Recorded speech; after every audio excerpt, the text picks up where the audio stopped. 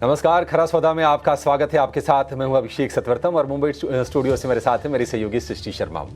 बाजार ने कल 24,800 का बहुत ही क्रूशियल लेवल तोड़ा है। 24,700 क्या बचेगा या फिर उसके नीचे बाजार जाएगा? अब सवाल यह है क्योंकि गिफ्ट निफ्टी संकेत दे रहा है आज फिर से कमजोरी के 120 अंक नीचे है। गिफ्ट निफ्टी नीचे है क्यों आखिर? क्योंकि अगर आप देखेंगे अमेरिकी बाजार रिकॉर्ड पर रिकॉर्ड बना रहे हैं। कल डाउ जोन्स ने हल्के से गेंस के साथ ही सही नया शिखर छुआ है, लेकिन भारतीय बाजारों की जो दिक्कतें हैं वो जस की तस हैं। जो नतीजे आ रहे हैं वो सपोर्ट नहीं कर पा रहे हैं। कल भी हमने देखा कि नेस्ले के नंबर्स आए, बाजार को डिसअपॉइंट किया, शेयर करीब 3% टूट गया। इसके बाद शाम को बाजार बंद होने के बाद विप्रो के इन्फोसिस के नतीजे आए, वो भी कुछ खास नहीं है। अनुमान के मुताबिक इन्फोसिस के नतीजे जरूर है, लेकिन अगर आप देखेंगे तो उसमें जो आंकड़े हैं वो मतलब ज्यादा उत्साहजनक नहीं है। विप्रो के तो कमजोर ही नतीजे कहे जा रहे हैं। तो सवाल यह है कि बाजार के अब चाल क्या होगी? एफआईज लगातार बेच रहे हैं। मिडिल ईस्ट में जो संकट है वो बना तो हुआ है, लेकिन थोड़े थोड़े से डीएस्केलेशन को लेकर खबरें आ रही हैं, लेकिन वो भी इजराइल की तरफ से। तो बहुत ही क्रूशियल जंक्चर है। देखते हैं कि आज क्या होता है, लेकिन निश्चित तौर पर एक कमजोरी वाला सत्र आज फिर से हो सकता है। कम से कम शुरुआत के लिहाज से तो इंडिकेशंस हमें गिफ्ट निफ्टी से मिल रहे हैं। 4 बड़े संकेत आपके लिए हम लेकर आते हैं और उसके बाद एक एक करके आपको एफआईज के बारे में, निफ्टी के बारे में, निफ्टी बैंक के बारे में और तमाम जो खबरें हैं, जो रिजल्ट्स हैं, उस पर आपको हम गाइड करने वाले हैं। तो डाउ नए शिखर पर बंद हुआ है और नैस्डैक में हमने देखा कि ऊपरी स्तरों से वहां पर कमजोरी हुई और नैस्डैक सपाट बंद हुआ है।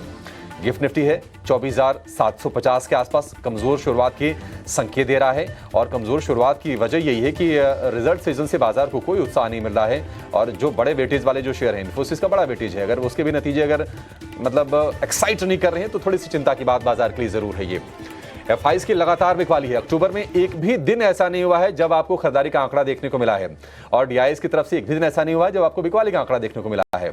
लेकिन यह है कि एफआईज की चिंता बाजार को खाई जा रही है और पूरे के पूरे आसार यही है कि फंड फ्लोज मूव कर रहे हैं चाइना की बाजार की तरफ। हालांकि चीन में हमने देखा कि रीसेंट लगातार तेजी के बाद वहां के मार्केट एक रेंज में ही है। हल्की हल्की सी तेजी कुछ दिनों से वहां पर हो रही है। अक्टूबर में 74,732 करोड़ रुपए के शेयर बेचे एफआईज ने।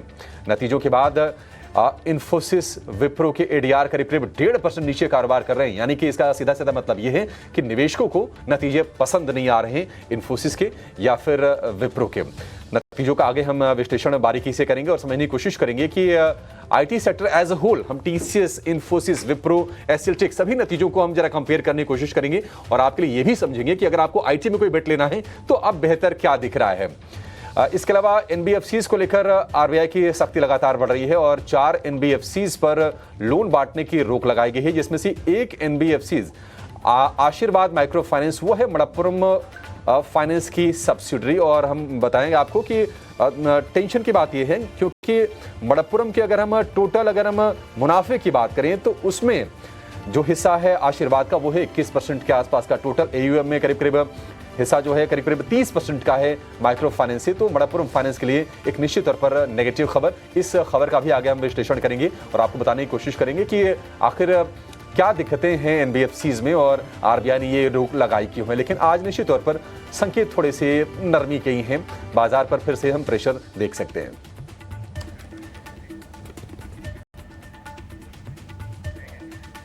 ऑलराइट, तो ये कुछ ट्रिगर्स है जहां पर रहेगी नज़र और साथ ही नतीजों के लिहाज से ढेर सारा एक्शन देखने को मिलेगा। जैसे कि इन्फोसिस और विप्रो की अगर हम बात करें तो नतीजे कुछ खास नहीं रहे और कल भी ओवरनाइट हमने देखा कि इन्फोसिस में थोड़ी सी गिरावट रही जहां तक उनके एडीआर का सवाल है और एक्सिस बैंक के जीडीआर में भी थोड़ी सी बिकवाली रही। पर चलिए इन पे और भी विस्तार में चर्चा करेंगे, पर उससे पहले आइए समझते हैं कि ग्लोबल संकेत किस तरीके से देखने को मिल रहे हैं। और अभिषेक, आपसे जानना चाहेंगे कि ओवरनाइट यूएस बाजारों में क्या रहा और साथ ही फिर से कुछ खबरें आ रही है इजराइल में जो पूरा युद्ध चल रहा है उसको लेकर, वहां से जुड़े क्या अपडेट्स है? Abhishek, good morning. Sister good morning. हो सकता है कि बाजार आज ना ग्लोबल जो संकेत है उनको बिल्कुल ही दरकिनार कर दे क्योंकि अर्निंग्स का बाजार में इंपैक्ट दिखेगा। आप देखिए कुछ ज़्यादा हुआ भी नहीं है। अगर हम क्रूड की बात करें तो क्रूड बिल्कुल रेंज में ही है, $75 के आसपास का है। लेकिन इजराइल ने जो हमास के चीफ याह्या सिनवार को राफा में मार गिराया है और उसके बाद इजराइल ने ये कहा है कि हो सकता है कि युद्ध खत्म होने की शुरुआत हो। हालांकि गाजा में अभी भी हमास के ने करीब करीब 23 देशों के 101 लोगों को बंधक बनाए रखा है। इजरायल ने कहा है कि उनको छुड़ाने पर अब फोकस होगा। तो इजरायल की तरफ से तो ये आ रहा है, लेकिन क्या हमास रिटेलिएटरी अटैक नहीं करेगा? आप इस बात को लेकर ज़्यादा आश्वस्त नहीं हो सकते हैं। तो वहाँ पर टेंशन लगातार बनी हुई है। अभी हम यही कहेंगे जब तक डीएस्केलेशन को लेकर कोई पुख्ता चीज़ें नहीं आ जाती हैं। अमेरिका की अगर बात करें, अमेरिकी बाजारों में कल फिर से हमने देखा कि रिकॉर्ड हाइज बने हैं और पिछले 5 सत्र में 4 सत्र ऐसे रहे हैं जब अमेरिकी बाजारों में हमने रिकॉर्ड बनते हुए देखा है। कल रिटेल बिक्री के जो आंकड़े आए उसने बाजार में थोड़ा सा एक्साइटमेंट, थोड़ी सी एनर्जी डालने का काम किया है। और हमने ये भी देखा कि जो सेमीकंडक्टर वाले जो शेयर हैं वहां पर अच्छी खरीदारी हो रही है। हालांकि नेस्डेक में दिन के ऊपरी स्तरों से करीब 170 अंकों के आसपास की गिरावट रही, लेकिन दोनों के दोनों इंडेक्स हर निशान में जरूर बंद हुए हैं। कुछ अगर हम स्टॉक स्पेसिफिक अगर हम बात करें तो TMSC एक कंपनी है, उसका शेयर 6% चढ़ा है। ब्लैकस्टोन का शेयर में 6% के आसपास की तेजी देखी। तो वहां पर जो बाजार रिएक्ट कर रहे हैं वो नतीजों पर रिएक्ट कर रहे हैं और पॉजिटिव रिएक्शन दे रहे हैं। भारतीय बाजारों की स्थिति थोड़ी सी अलग है, यहाँ पर नतीजे मतलब थोड़े से कमजोर आ रहे हैं और उसका रिएक्शन हम देख भी रहे हैं। चाइना के कुछ आंकड़ों की बात कर लेते हैं। सितंबर की जो रिटेल बिक्री आई है वो आई है 3.2% के, अनुमान था 2.5%, यानी कि अनुमान से बेहतर रिटेल बिक्री आई है। और चीन की सरकार लगातार कोशिश ये भी कर रही है कि किसी तरह से कंजम्पशन को सुधारा जाए। इसी कड़ी में चाइना में हमने देखा है कि युआन डिपॉजिट पर ब्याज दरों को 0.25% घटाया गया है। उससे होगा क्या कि फिर डिपॉजिट में पैसे नहीं आएंगे, बैंकों में नहीं जमा होंगे, वो लोगों के पास रहेंगे, वो फिर इकोनॉमी में आएंगे, वो खर्च होंगे। तो कंजम्पशन को बढ़ाने पर लगातार फोकस है। इंडस्ट्रियल आउटपुट की बात करें 5.4% आया है, अनुमान था 4.6% का, ये भी एक अनुमान से बेहतर आंकड़ा। जीडीपी ग्रोथ की बात करें, अनुमान था 4.5% का और जीडीपी ग्रोथ आई है 4.6%। तो काफी टाइम के बाद अगर हम आंकड़ों के तौर पर बात करें तो चीन से कुछ अच्छे आंकड़े जरूर आते हुए दिख रहे हैं। लेकिन ओवरऑल अगर हम कहें तो हम ग्लोबल बाजारों से मतलब मूड ठीक है। अमेरिका में हमने तेजी देखी है, अगर हम बाकी एशियाई बाजारों को देखेंगे तो चीजें ठीक है, लेकिन भारतीय बाजारों के लिए आज कमजोर शुरुआत के संकेत गिफ्ट निफ्टी दे रहा है, क्योंकि नतीजे कमजोर आए हैं और विप्रो और इन्फोसिस की एडीआर भी आज कमजोरी के साथ ही हम देख रहे हैं कि 1.5% वहां पर कमजोरी थी। तो नेगेटिव शुरुआत के संकेत वहां पर भी हैं। अब आगे बढ़ते हैं, FIs के और DIs के आंकड़ों की बातचीत करते हैं और उसके बाद हम निफ्टी पे और निफ्टी बैंक की बातचीत करेंगे। कल फिर से FIs की जो बिकवाली का जो आंकड़ा है डिम्पी, वो बढ़ गया है। 7,421 करोड़ रुपए का FIs की बिकवाली का आंकड़ा है, जो कि लगातार हम घटते हुए ट्रेंड देख रहे थे। और अक्टूबर में 75,000 करोड़ रुपए से ज्यादा की बिकवाली स्ट्रेट अवे हो चुकी है। अगर हम लगातार देखें तो 80-85 हजार करोड़ रुपए बिकवाली हो गई है कैश मार्केट में। आप ही बताइए कि FI से क्या संकेत है? मतलब कभी लग रहा है कि शायद ये अब ये बिकवाली खत्म होने करीब है, लेकिन फिर से आंकड़े बढ़ के आ गए। क्या सेंटिमेंट थोड़ा सा कमजोर हुआ है? देखिए, कल की जो मार्केट की गिरावट थी वो थोड़ी उम्मीद से ज़्यादा टूटा मार्केट। अभी आप जो ग्लोबल मार्केट के आंकड़े पढ़ रहे थे अभी, चाइना वाले स्पेशली, चलो मैं आपसे एक उल्टा जो क्वेश्चन पूछता हूँ, और विंडो रखना, आपको FIs के नंबर में ज़्यादा इंटरेस्ट है कि चाइना के ये जो ग्रोथ आंकड़े आ रहे हैं उसमें ज़्यादा इंटरेस्ट है? इंडियन मार्केट के हिसाब से बताइएगा। डिम्पी, हमें तो FIs में ही इंटरेस्ट है, लेकिन ये है कि हाँ वो फंड फ्लोज मूव निश्चित तौर पर चीन में ही कर रहे होंगे, इमर्जिंग मार्केट में, चूंकि चीन का वेटेज है। आप मेरे को बताइए, आपको ईरान और इजराइल वाले में ज़्यादा इंटरेस्ट है कि अपने मार्केट के सपोर्ट में ज़्यादा इंटरेस्ट है? दोनों में इंटरेस्ट है। तो ये बात साफ हो गई है बस चीज़ें समझने से कि इंडियन मार्केट्स को 2-4 चीज़ें बहुत इम्पॉर्टेंटली वो नोटिस कर रहा है। चाइना उसकी लिस्ट में सबसे पीछे है, उसकी लिस्ट में अगर कोई चीज़ सबसे आगे है वो है FIs का नंबर, और उसकी लिस्ट में जो दूसरा सबसे इंपॉर्टेंट चीज़ है वो है ईरान और इजराइल वाले मैटर्स में क्या हो रहा है। तीसरा भी आप खुद बता रहे थे कि अब अर्निंग्स का मैटर आ गया है मार्केट के अंदर, अब ग्लोबल मार्केट्स को हम ज़्यादा इंपॉर्टेंस नहीं देंगे। मैं इसमें 50% एग्री कर जाता हूँ, क्योंकि जो अर्निंग्स आ रही हैं वो सारी ग्लोबल से ही सरोकार रखती हुई आ रही हैं।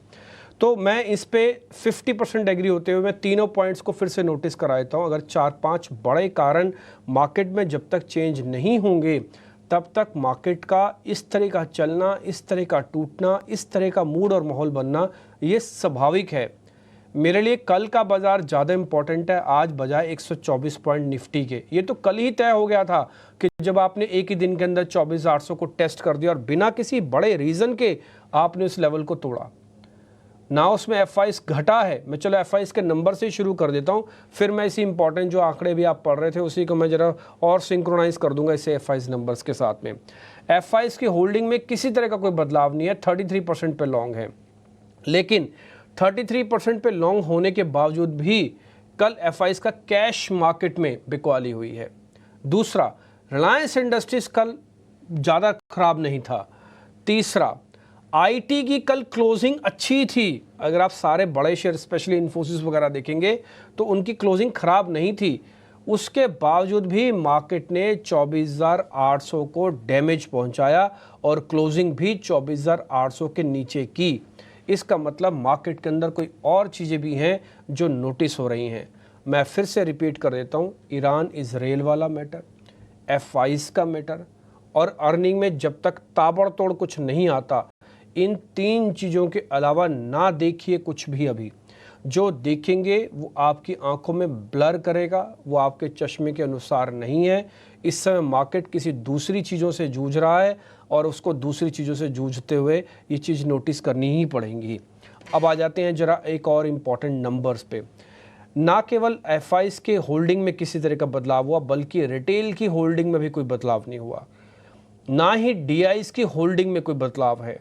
यानी कि ये सब लोग समझ रहे हैं, मैं तीनों का बता रहा हूँ, ये तीनों ही पार्टी समझ रही हैं कि फ़िलहाल कुछ ना करने में ज़्यादा समझदारी है बजाय करने में।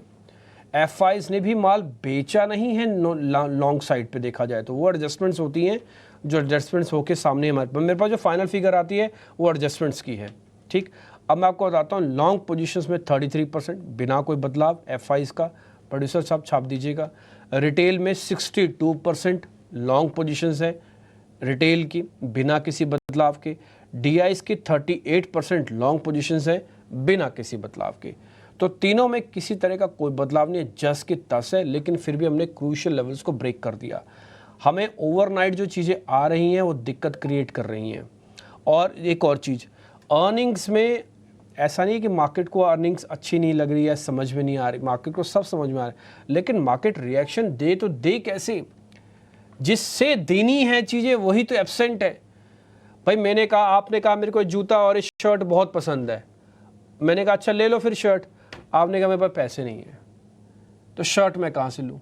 भाई आपको पसंद है, सामने वाला बेचना चाहता है, आप लेना चाहते हो, आपके पॉकेट के अंदर भी है, लेकिन आपकी जेब में उतने पैसे उस समय नहीं, तो आप खरीद नहीं पाओगे। एग्जैक्टली मार्केट की पोजीशन यही है। बहुत सारी चीज़ें बहुत अच्छी हैं बट आप खरीद नहीं पा रहे। खरीदेगा कौन? ये खरीदेगा F5, ये खरीदेगा DIs ने तो कसम खा ली कि हम तो पैसा लगाएंगे ही नहीं। और अगर आप कैश मार्केट के DIs से नंबर से खुश हैं तो सिर्फ और सिर्फ वो एडजस्टमेंट्स है, इसके अलावा कुछ भी नहीं है। अगर उनका डिप्लॉयमेंट होता तो उनकी लॉन्ग पोजीशंस बड़े लेवल पे आती, वो फ्यूचर्स के अंदर नहीं आ रही। एक और चीज़ मैं आपको F5 के नंबर से बताता हूँ। अगर आप ये कह रहे हैं कि जैसे इन्फोसिस वगैरह के नंबर्स या फिर इससे पहले भी जो IT कंपनीज के नंबर आया, बैंक में आप जो कल पोजीशंस देख पा रहे थे, कल HDFC फिर से टूटा, ये अपने आप में बताने के लिए सफिशेंट है कि F5 का पैसा इंडिया के अंदर अभी नहीं आ रहा है और ये चिंता की बात है। और कल जो चिंता की बात और हुई जब ऑटो के जो कमेंट्री आई कि 5% की ग्रोथ रहेगी, कल आप देखो ऑटोस डेज लो पे बंद हुआ है।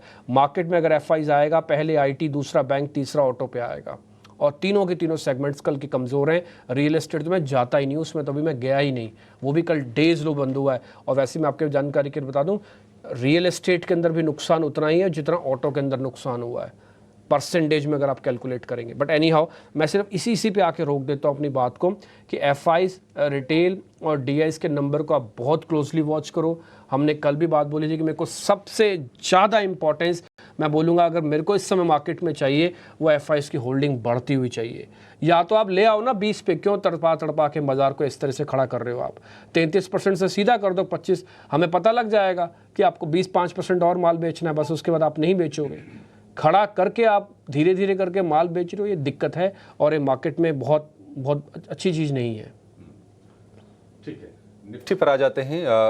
डिम्पी, जो नतीजे आ रहे हैं ना उससे मतलब एक चिंता ये भी उभर रही है, क्योंकि आप देखिए नेस्ले के नंबर कमज़ोर आए, ऑटो स्टॉक्स में बिकवाली हमने देखी, प्रॉपर्टी स्टॉक्स में कमज़ोरी रही, जो फाइनेंस वाले स्टॉक्स है श्रीराम फाइनेंस वो भी टूटा। कहीं ना कहीं जो कंजम्पशन स्टोरी है उसको लेकर सवाल खड़े हो रहे हैं और इकोनॉमी में एक छोटा सा डर पैदा हो रहा है और इसके चलते शायद F5 दूर हो रहे होंगे। कल हमने देखा कि 225 अंकों की गिरावट निफ्टी में, निफ्टी बैंक की बात करें 525 अंकों के आसपास की गिरावट, बड़े शेयर भी टूटे हैं। क्या बाजार का जो सपोर्ट है अब वो नीचे चला गया है? और आज के लिए अगर किसी को शुरुआत करनी हो, बाय ऑन डिप्स करना है या फिर वो थियरी अभी काम नहीं करेगी, अब वेट एंड वॉच वाला समय आ गया है? मैं इसकी ना हफ्ते से स्टार्टिंग से शुरुआत करता हूँ। आज हफ्ते का आखिरी दिन है, शुक्रवार। हफ्ते का सोमवार का जो दिन था, आप 25,200 पे थे, आप 25,200 पे थे। अब हम 24,800 पे भी नहीं हैं इस हफ्ते के अंदर। इस हफ्ते के अंदर के एफआईज की लॉन्ग पोजीशंस बहुत ज़्यादा घटी हैं। मैं बोलूँगा वो बहुत ज़्यादा नहीं घटी हैं, लेकिन सेंटिमेंटली आप वीक होते जा रहे हो। आपको खरीदना ही नहीं है, आपको खरीदारी करनी ही नहीं है। और दूसरा, अगर खरीदारी कर भी रहे हो तो आप सिर्फ सौदों को बचा रहे हो। और दूसरा, जैसे थोड़ा मार्केट चल रहा है ना, तो एक और एग्जांपल बताता हूँ। जैसे थोड़ा मार्केट चलता है तो रिटेल अपना माल काट रहा है, वो छोड़ता भी है। मार्केट में सप्लाई भी बहुत आती है। अगर सप्लाई नहीं होती ना तो 25,200 बचा रहता, वो टूटता ही नहीं, वो आगे ऊपर चला जाता। और ये जो छोटी मोटी चीज़ है, मैं इसको वर्ड इस्तेमाल कर रहा हूँ, छोटी मोटी चीज़, कंडीशन अप्लाई, जो अर्निंग्स है, ये अर्निंग्स हम पहली बार इस तरह की दिक्कत नहीं देख रहे हैं। आज से कंजम्पशन करीब 1 साल पहले इसी सितंबर मंथ में पिछले बार भी आई थी, पिछले साल भी आई थी। सृष्टि हमारी को एंकर हैं, वो तो देखती होंगी ऑटोस को। जो पिछले साल भी क्वेश्चन उठा था जब इन्वेंट्री की सेल्स बहुत ज़्यादा बढ़ गई थी दिवाली से ठीक पहले, तो फिर बहुत सारे मॉडल्स आए थे। तो पिछली बार भी ये प्रॉब्लम आई थी। तो लेकिन पिछली बार और अब की बार में बाजार देखो कहाँ से कहाँ पहुँच गया। कहने का मेरे सिर्फ मतलब यही है कि बाजार के लिए कुछ नया नहीं है, लेकिन बाजार को जो चीज़ चाहिए वो एब्सेंट है। बाजार को कॉन्फिडेंस चाहिए बड़े लोगों का, वो एब्सेंट है। मैं आपको बताऊं, आप सारे काम कर सकते हो, आपकी पूरी टीम सारा काम कर सकती है, लेकिन लीडर तो हो। अरे लीडर ही नहीं है तो बताएगा कौन क्या खरीदना है, क्या बेचना है? वो कॉन्फिडेंस ही नहीं आएगा। तो आप क्या करोगे? जहां तीर लग रहा है वहां तीर मारे जा रहे हो। मार्केट के अंदर लग गया निशाने पर तो वाह वाह, नहीं लगा तो कोई बात नहीं। लेकिन जब एक समग्रता में काम होगा ना मार्केट के अंदर, तभी बाजार ऊपर आएगा। और मैंने बताऊं, मेरे को आज का जो 114 पॉइंट है, मेरे को इसका कोई फिक्र ही नहीं है। मेरे को कल की क्लोजिंग की फिक्र थी जब बाजार ने 24,800 के नीचे क्लोज किया। और आपने मेरे मुंह से कई बार 24,800 की इंपॉर्टेंस सुनी होगी कि ये लेवल नहीं टूटना चाहिए, मार्केट को किसी भी तरह से इस लेवल को बचाना होगा। मैं आज फिर से लेवल्स पे आके रुक जाता हूं। 24,800 को रिपेयर करो, मार्केट आपको रिवॉर्ड देने के लिए तैयार है। 24,800 को रिपेयर नहीं करोगे, मार्केट पनिशमेंट देने के लिए भी तैयार है। इसके लिए भी आपको प्रिपेयर रहना होगा। अपने मेंटली अपने आप को फिक्स करके रखो, अपनी पोजीशंस को लाइट रखो, लैब ट्रेड करो, बड़ी पोजीशंस ना बनाओ। जो बाजार कह रहा है उसको मान जाओ। ये इसमें काफ़ी हद तक मैं भी अपने आप को बोल रहा हूं, क्योंकि हम भी ये मानते थे कि 24,800 के नीचे बाजार नहीं जाएगा इस सर्कमस्टांसिस में, लेकिन मार्केट ने दिखा दिया कि मैं जा सकता हूं नीचे। तो जो मार्केट कह रहा है उसको मानना सीख जाओ। और दूसरा, आज शुक्रवार का दिन है, मेरे को लगता है आज जो डिसाइसिव डे होगा, आज अगर आप 24,800 के ऊपर बंद करके गए हो, आप मेरे से लिखवा लीजिए, मैं कोरे कागज पे लिखने के लिए तैयार हूं। मंडे से आपकी सिचुएशन ठीक हो सकती है। अगर आज मार्केट 24,800 और 800 के ऊपर थोड़ा और क्लोज करके जाए, और अगर आज 24,800 और 800 के ऊपर क्लोज नहीं मिलता, तो मंडे का मेरे को भी पता नहीं है कि क्या होगा। ठीक, तो मैं आपको लेवल्स के साथ, अच्छा, ऑप्शन ट्रेडर्स थोड़ा ध्यान रखें। पुट्स के अंदर एबनॉर्मल गेन आया हुआ है, कॉल्स के अंदर एबनॉर्मल फॉल हुआ है। आज फ्राइडे का सेशन है, आप बहुत सोच समझ के देख के ट्रेड कीजिएगा। दूसरा पॉइंट, अगर आप शॉर्ट करना चाहते हैं, देखो अपॉर्चुनिटी लॉस तो है शॉर्ट की, हमने तो आपको नहीं कराया, हम तो आपको 24,800 के लिए प्रिपेयर करवा रहे थे। अब 24,800 भी कल गया, तो अभी हम आपको रोक देते हैं। जब तक 24,800 नहीं आता, हमारी तरफ से कोई सौदा प्लस नहीं होगा, हम नहीं करेंगे। 24,800 ले आओ, हमारी तरफ से इनाम पा जाओ, वैसे वाला मामला है। अभी देखते हैं क्या होता है आज मार्केट के अंदर। ठीक है, तो चलिए आज के लिए जो सपोर्ट लेवल्स हैं उसको होल्ड करना काफ़ी इम्पॉर्टेंट है। मंडे से अगर आज सपोर्ट लेवल्स होल्ड करते हैं तो शायद एक रिकवरी हमें देखने को मिले। पर डिम्पी, क्या ये सिमिलर व्यू निफ्टी बैंक पे भी होगा? क्योंकि कल भी हमने देखा 500 अंकों की वहाँ पे भी गिरावट थी और कोई भी निचले स्तरों से अच्छी रिकवरी के भी संकेत नहीं थे। ऐसे में कैसे देख रहे हैं आप निफ्टी बैंक को और कौन से लेवल्स इंपॉर्टेंट हैं यहाँ पे? देखिए, निफ्टी बैंक के साथ भी यही हुआ। अब आप देखो, जब आप ऊपर गए थे, शॉर्ट कवरिंग कर रहे थे, तो आपने एक ही दिन के अंदर 24,800 फिर 25,000 भी देखा। इस तरह से चलते थे आप। वो एक पुल बैक का ट्रेड था, शॉर्ट कवरिंग का ट्रेड था। शॉर्ट कवरिंग की एक मर्यादा होती है, वो आपको एक जगह पर ला के खड़ा करके लॉन्च तो करवा सकती है, लेकिन बहुत ज़्यादा ऊपर लेके नहीं जा सकती। मैंने कई बार आपको शॉर्ट कवरिंग के पॉइंट्स से बताया। दूसरा, कल मैंने आपको ओपन इंटरेस्ट के हिसाब से बताया था कि प्रेशर ही नहीं है मार्केट के अंदर, चलेगा कैसे। कल आपने गैप अप किया था, अगर आपको नहीं याद हो तो सबको, कल मार्केट ने गैप अप किया था। उसके बावजूद ना केवल गैप्स को छोड़ा बल्कि डेज लो पे जाके क्लोजिंग करवाई। और डेज लो भी इंपॉर्टेंट नहीं है, इंपॉर्टेंट है 24,800 के नीचे आपने क्लोजिंग करवा दी। तो आप क्या मैसेज देना चाहते थे? वीक है, अच्छा वीक है मैसेज देना चाहते थे। सुबह सुबह स्क्रीन लाल है, 115 पॉइंट गिफ्ट निफ्टी के अंदर दिख रहा है आपको। हाँ, अब आ जाते हैं जरा बैंक निफ्टी के अंदर में। बैंक निफ्टी ने कल 51,500, 51,200 एक ही दिन के अंदर एक लेवल को तोड़ा, एक को टेस्ट किया, किसी वजह से 51,200 के ऊपर मार्केट ने क्लोज किया। बैंक निफ्टी की प्रॉब्लम क्या है कि समग्रता नहीं आ रही है। 4 ही बड़े बैंक है, चारों में ही आपस में समन्वय नहीं हो रहा है। आप ये सोच के देखो, 4 बड़े बैंक कौन से? कोटक, आईसीआईसीआई, इंडसन और साथ ही एचडीएफसी बैंक। ये 4 बड़े बैंकों को एक कॉर्नर में, एक कमरे में बिठाना भी बड़ा भारी हो रहा है। इन दोनों की आपस में फाइट है। तो ये जब तक ये सबका साथ सबका विकास नहीं होगा, बैंक निफ्टी के अंदर बड़ा मूव नहीं आएगा। दूसरा पॉइंट, क्या बैंक निफ्टी बड़ा मूव दे सकता है? प्रोबेबिलिटी है, चांसेस हैं क्या? यस, चांसेस बहुत है। मार्केट ने जो लेवल्स मेंटेन किए थे जिसको सपोर्ट, जैसे 51,000 इसका, 24,800 बैंक निफ्टी का, ये कोई ऐसे हल्के फुल्के में नहीं मेंटेन किया था। इसके लिए बहुत मेहनत करनी पड़ी मार्केट को, और 2-3 दिन पूरा शॉर्ट कवरिंग करवानी पड़ी, जबरदस्ती करवानी पड़ी। क्या ईरान और इजराइल का वॉर नहीं चल रहा था? चल रहा था। क्या चाइना वाली डाटा नहीं थे? डाटा थे, वो सब कुछ था। एफआईएस की बिकवाली भी थी, लेकिन उसके बावजूद भी मार्केट ने शॉर्ट कवरिंग का हाथ पकड़ा और आपको उस लेवल पे लाके खड़ा कर दिया। लेकिन उसके बावजूद शॉर्ट कवरिंग के बाद लॉन्ग पोजीशंस नहीं आई। मैं इसका काफ़ी हद तक मेरे को बोलने में कोई संदेह नहीं है। कल हो सकता है मेरे को टीवी पे बैन भी कर दिया जाए। मैं डीआई से एक रिक्वेस्ट करूंगा, म्यूचुअल फंड वालों से, आपको अगर मार्केट के अंदर कोई दिक्कत है ना, आप खुले मंच पे आके बताइए आपको क्या प्रॉब्लम है मार्केट्स में। अगर आपको कोई चीज़ समझ में नहीं आ रहा, आप खुले मंच से बोलो ना, आपको वैल्यूएशन की प्रॉब्लम है या किसी चीज़ की प्रॉब्लम है। ये एफआईएस के हाथ में बाजार क्यों है? एफआईएस 4-10% खरीदता है, आप भागे भागे दौड़ते हो। एफआईएस 10% बेचता है, भागे भागे टूट जाते हो। ऐसा क्यों? क्या आपके मार्केट को स्ट्रांग करने का आपके पास जिम्मेवारी नहीं है? ये जिम्मेवारी आपकी बहुत बड़ी बनती है। हम सब की जिम्मेवारी नहीं है, एंकर्स की जिम्मेवारी नहीं है, टीवी चैनल्स की जिम्मेवारी नहीं है, ये आपकी जिम्मेवारी है। अगर आप फंड्स लेके बैठे हो तो आप डिप्लॉयमेंट करवाओ। डिप्लॉयमेंट नहीं कर सकते, रीजन खुले मंच पे, प्लेटफॉर्म पे बताओ कि ये वजह हम पैसा नहीं डालेंगे मार्केट के अंदर। ये बहुत जरूरी है, नहीं तो क्या रिटेल बेचारा मरता रहेगा, 24,800 देखता रहेगा, 24,800 उसकी आंखों के सामने से टूटेगा, वो कुछ नहीं कर सकता। रिटेल को मारने के लिए बैठे तो फिर अलग बात है, तो फिर अलग ही बात है। तो ये पॉइंट्स मैं ज़रूर नोटिस कराना चाहूँगा। हो सकता है इस बात को सुन के मेरे सीनियर्स मेरे से कहें कल से आप टीवी पे नहीं आओ, ठीक है कोई बात नहीं, लेकिन बताना बहुत ज़रूरी है। तो ये पॉइंट नोटिस करने वाला। अब आते हैं बैंक निफ्टी पे। 51,000 का इंपॉर्टेंट सपोर्ट एरिया, 51,800 बहुत इंपॉर्टेंट रेजिस्टेंस एरिया। जब तक रेजिस्टेंस पार नहीं होगा बैंक निफ्टी नहीं चलेगा। 51,800, 52,000 इन दोनों को पार करो, जरूर करो पार, और कैसे भी करके पार कराओ, नहीं तो फिर दिक्कत बढ़ेगी। मैं आपको बताऊं बहुत क्रूशियल जंक्शन पे है मार्केट खड़ा है।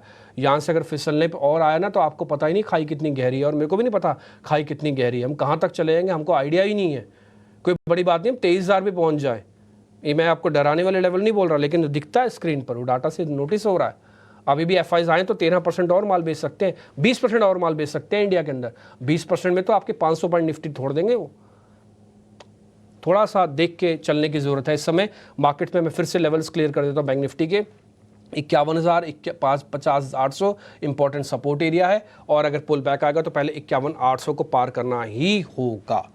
ठीक, विशाली पारिक इस समय मेरे साथ स्क्रीन पे जुड़ गई हैं, साथ ही अक्षय पी भागवत भी मेरे को स्क्रीन पे दिख रहे हैं। आप दोनों का बहुत बहुत स्वागत है, बहुत बहुत शुक्रिया, थैंक यू वेरी मच समय देने के लिए। विशाली मैम आपसे करते हैं शुरू।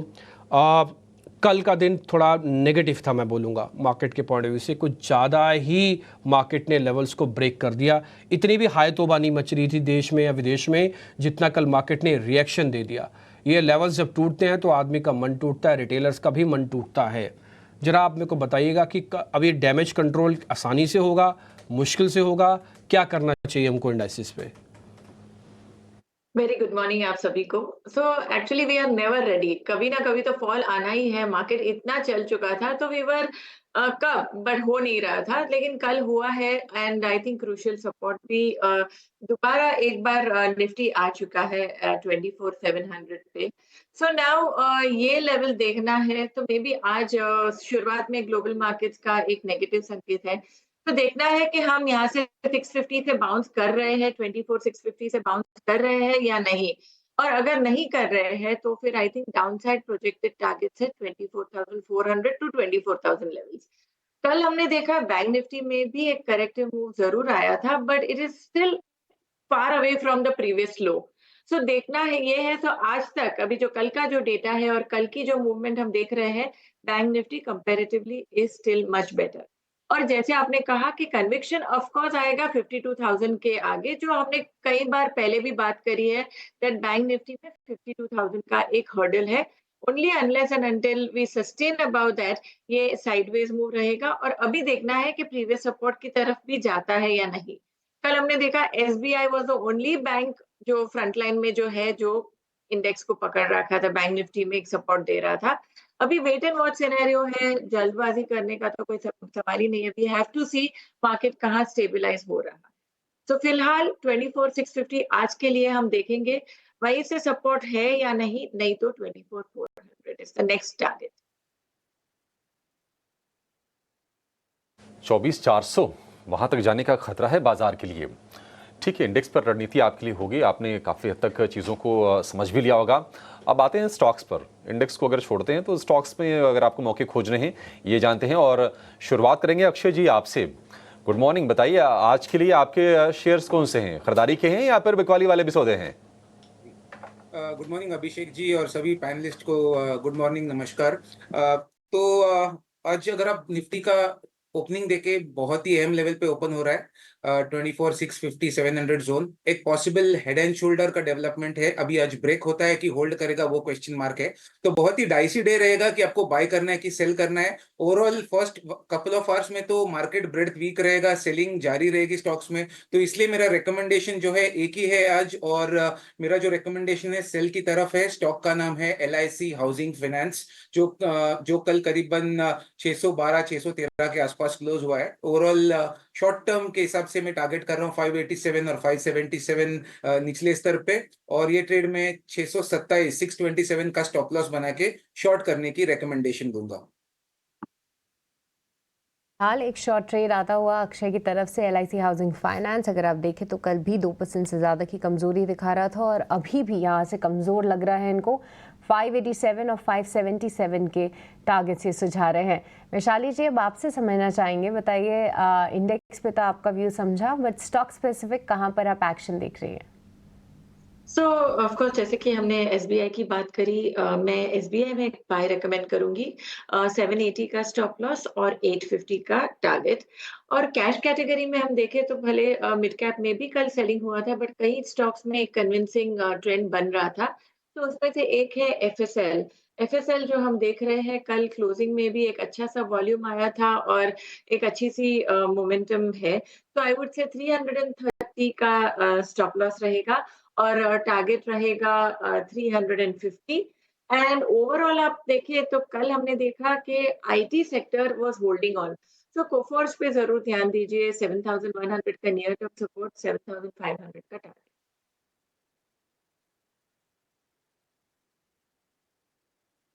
कुछ कुछ स्टॉक्स आपकी स्क्रीन पर आ रहे हैं जो कि एक्सपर्ट्स आपको बता रहे हैं। उसमें देखो अभी भी आपको कफोर्ज दिखेगा। कल कुछ शेयर छटकर आए आईटी के।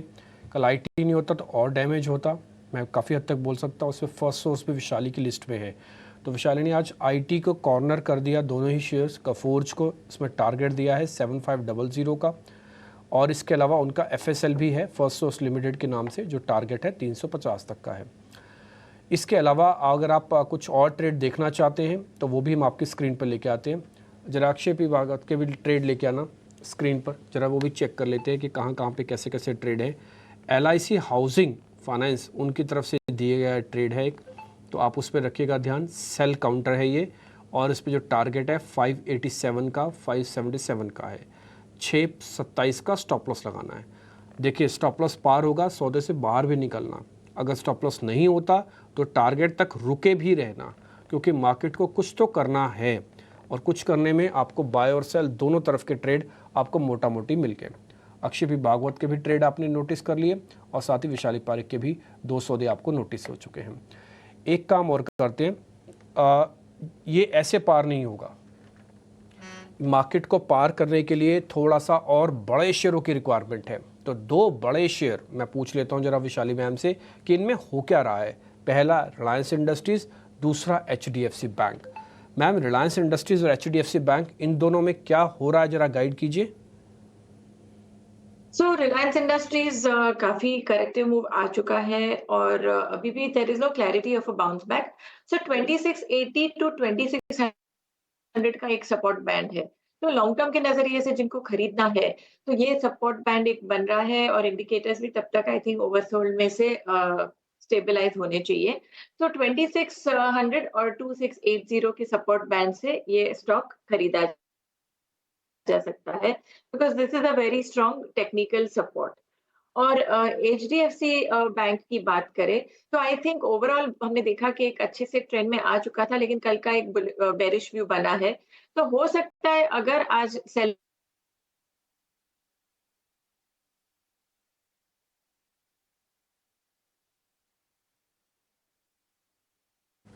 ओके ठीक है, अभी विशाली मैम से वापस कनेक्ट होकर जरा आप इन दोनों इंपॉर्टेंट शेयर्स पे जो आप रिकमेंडेशन सुन रहे थे वापस बता देंगे। जैसे ही फ्रेम थोड़ा ठीक हो जाएगा, अनफॉर्चुनेटली किसी वजह से फ्रेम फ्रीज हो गया उनका, तो वापस जैसे ही कनेक्ट होंगे तो जरा प्रोड्यूसर साहब जरा बताइएगा, फिर उनसे इन दोनों क्वेश्चंस का जो HDFC और रिलायंस का रिगार्डिंग हमने पूछा है वो हम पता कर लेंगे। इन बिटवीन मैं अपने सहयोगी जिन्हें को जोड़ लेता हूं ताकि वो आपको अर्निंग्स के बारे में थोड़ा गाइड कर लें, फिर इन दोनों शेयर्स का व्यू पॉइंट वापस आपके सामने रखेंगे। जिन्हें गुड मॉर्निंग, जरा बताइए अर्निंग्स में क्या हो रहा है।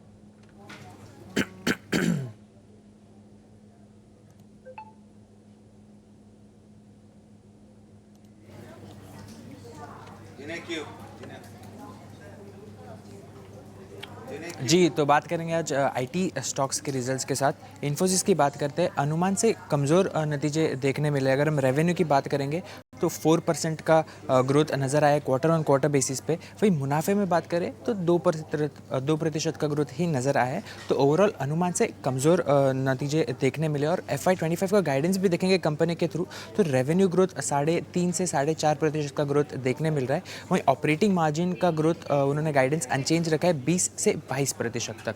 आगे बढ़ते हैं विप्रो की बात करते हैं। रिजल्ट्स अच्छे थे, लेकिन जो FY25 का गाइडेंस है आगे चलकर Q3 का, वो हमें थोड़ा कमज़ोर दिखने में मिल रहा है। रिजल्ट्स की बात करेंगे तो आय में 1.5% 1.5% की प्रतिशत ग्रोथ देखने मिल रही है। वही मुनाफे में 6% का ग्रोथ नज़र आया क्वार्टर ऑन क्वार्टर बेसिस पे। लेकिन FY25 के लिए कंपनी ने कहा है कि जो गाइडेंस है वो -2 से 0% का हो सकता है। इसके साथ कंपनी ने बोनस इशू का भी ऐलान किया है। 1:1 रेशियो में कंपनी बोनस इशू का ऐलान किया गया है। अगला स्टॉक जो फोकस में रहेगा वो है LTI माइंट्री IT स्पेस से। अगेन अनुमान के हिसाब से इनलाइन नंबर्स देखने मिल रहे हैं। अगर आई की बात करेंगे तो 3% का ग्रोथ है क्वार्टर ऑन क्वार्टर बेसिस पे। अगर हम पैट की बात करें, मुनाफे में 10% का ग्रोथ नज़र आ रहा है। उसके साथ कंपनी ने कहा कि जो सेगमेंटल ग्रोथ थी वो अक्रॉस ऑल द वर्टिकल्स नज़र आई है। इसके बाद में बात करेंगे पॉलीकैब के रिजल्ट्स के बारे में। तो अगर रेवेन्यू में देखेंगे तो 30% का ग्रोथ नज़र आया है। वही आय में करीब 3.5% का ग्रोथ नज़र आया है। एबिटा मार्जिन्स पे देखेंगे तो वहाँ पे हमें थोड़ी कमज़ोरी नज़र आई है, क्योंकि 2 से 3% का गिरावट हमें एबिटा मार्जिन्स पर नज़र आया। तो ये रहेगा इसके ऊपर का एक फोकस देने लायक चीज़। और टाटा केमिकल्स के रिजल्ट्स का बढ़ेंगे तो क्वार्टर ऑन क्वार्टर बेसिस पे अब रेवेन्यू देखेंगे तो 5.5% का ग्रोथ ही नज़र आया है। लेकिन नेट प्रॉफिट में एक बड़ा जंप देखने मिला है, करीब 40.5% का। इसके अलावा मैनेजमेंट ने कहा है कि जो सोडा एशिस प्राइस है वहाँ पे उन्हें बॉटम आउट होते हुए नज़र आ रहा है और उसी के साथ आगे जो है उनका डिमांड आउटलुक काफ़ी स्टेबल है। बात करेंगे सीएट की तरफ तो अनुमान से मिक्स्ड सेट ऑफ रिजल्ट्स देखने मिल रहा है, थोड़े कमज़ोर साइड पे, क्योंकि मार्जिन्स पर हमें दबाव देखने मिल रहा है। आय में देखेंगे 8% की ग्रोथ है। वहीं नेट प्रॉफिट में हमें 40% की गिरावट नज़र आ रही है और मार्जिन्स देखेंगे तो वहाँ पे भी 4% का हमें गिरावट नज़र आ रही है। बात करेंगे एक्सिस बैंक के रिजल्ट्स के बारे में, तो ओवरऑल अनुमान से इनलाइन नंबर्स देखने मिल रहे हैं। अगर आप एनआई की तरफ देखेंगे तो 9.5% की ग्रोथ नज़र आ रही है, वही मुनाफे में 18% की ग्रोथ नज़र आ रही है। लेकिन एक और चीज़ है कि कंपनी ने प्रोविजंस 8% से बढ़ाए हैं क्वार्टर ऑन क्वार्टर बेसिस पे, तो ये एक रहेगा फोकस के देने लायक चीज़। इसके बाद तो ये रहेंगे आज के टोटल स्टॉक्स जिस पे अर्निंग्स देखने मिली है।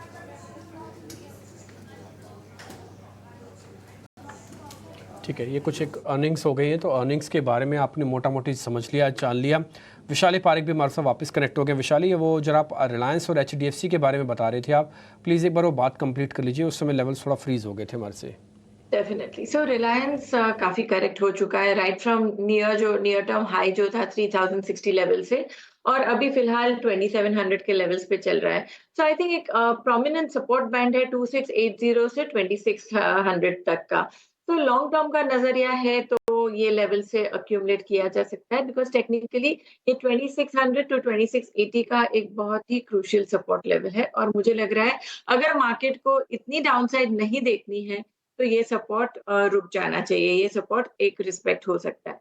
HDFC बैंक हम बात करें तो आई थिंक कल की जो बेरिश कैंडल हुई थी, it is once again showing some signs of weakness, but एक क्रूशियल सपोर्ट पे भी है, तो अभी वेट एंड वॉच करना है। अगर HDFC बैंक 1710 के ऊपर जाता है तो we are once again on a bullish view, और अगर कल का लो तोड़ रहा है तो क्वाइट लाइकली 1620 को रीटेस्ट कर सकता है। डन। अब हम थोड़ा और आगे बढ़ जाते हैं, खबरों वाले शेयर्स भी आपके सामने रख देते हैं, फिर दोनों मेहमान आपको गाइड करते जाएंगे कि अलग अलग स्टॉक्स में करना क्या है। जिन्हें जरा आप स्टॉक्स इन न्यूज़ वो भी बता दीजिए। जी बिल्कुल, खबरों वाले शेयर्स की बात करेंगे तो पहले शुरुआत करेंगे मन्नपुरम फाइनेंस से। आरबीआई से हमें एनबीएफसीज पर थोड़ी रिस्ट्रिक्शंस देखने नज़र आ रही है। आरबीआई ने टोटल 4 एनबीएफसीज पर रिस्ट्रिक्शन रखा है, और ये जो रिस्ट्रिक्शंस है मेनली जो उनका कंसर्न है वो है प्राइसिंग पॉलिसी को लेकर। अगर हम ये 4 एनबीएफसीज का नाम देख ले तो उसमें आशीर्वाद माइक्रो फाइनेंस का नाम है, अरोहन फाइनेंशियल सर्विसेज, DMI फाइनेंस और नवी फिनजव की बात है। और आरबीआई ने इन पे डिसबर्समेंट और लोन सैंक्शनिंग पर रोक लगाई है जो 21 अक्टूबर से लागू होगी। इसके अलावा रिलायंस इंडस्ट्रीज़ भी आज हमें फोकस में नज़र आएगा। रिलायंस इंडस्ट्रीज़ की जो यूके की सब्सिडरी है, जो रिलायंस ब्रांड्स होल्डिंग यूके, उसने मदर केयर के साथ एक जॉइंट वेंचर शुरू किया है, और ये जो JV है इसमें दोनों ही IP एसेट्स एक्वायर करेगी इंडिया और दूसरे साउथ एशिया कंट्रीज़ के। इसके अंदर जो RBL ब्रांड होगा रिलायंस का, वो 51% स्टेक होल्ड करेगा।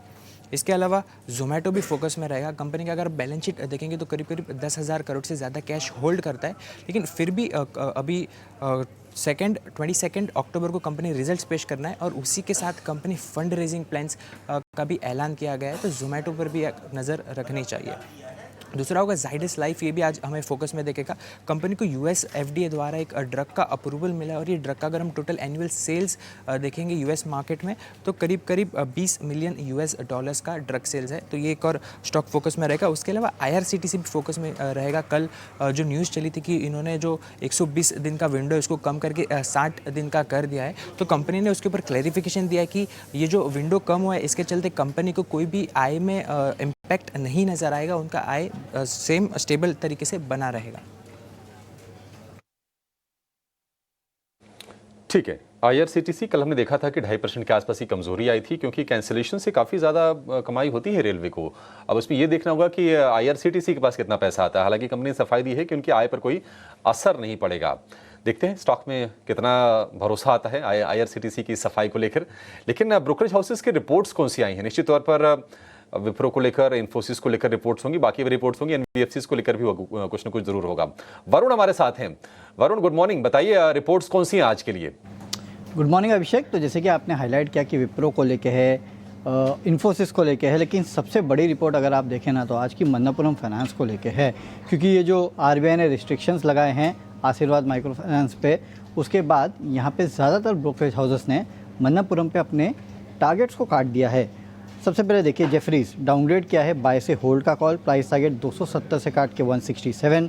मॉर्गन स्टैनली डाउनग्रेड किया है ओवरवेट से इक्वल वेट, प्राइस टारगेट 262 से काट के 170। बोफा प्राइस टारगेट 250 से काट के 220 का है, खरीदारी की सलाह है। और JP मॉर्गन ने भी इनके जो बॉन्ड्स है उनको डाउनग्रेड किया है ओवरवेट से अंडरवेट का कॉल दिया है। अब सबके सब ये कह रहे हैं कि ये जो आशीर्वाद माइक्रो फाइनेंस पे रिस्ट्रिक्शंस लगाए हैं उसके चलते ओवरऑल मन्नापुरम की लोन ग्रोथ पे असर पड़ेगा, डिसबर्समेंट्स पे असर पड़ेगा और इसके चलते कहीं ना कहीं कॉस्ट जो है वो यहाँ पे मन्नापुरम की बढ़ेगी, क्योंकि इनको अब फंड करना पड़ेगा आशीर्वाद माइक्रो फाइनेंस को। सब ने अपने ईपीएस एस्टीमेट को काटा है और चौतरफा आपने देखा किस तरह से प्राइस कट्स किए हैं सभी ब्रोकरेज हाउसेस ने। अब बात करते हैं एक्सिस बैंक की, जिनके नतीजे आए। नमूरा ने नतीजों के बाद प्राइस टारगेट को 10 रुपये से बढ़ाया है, 1370 से बढ़ा के 1380 का किया है।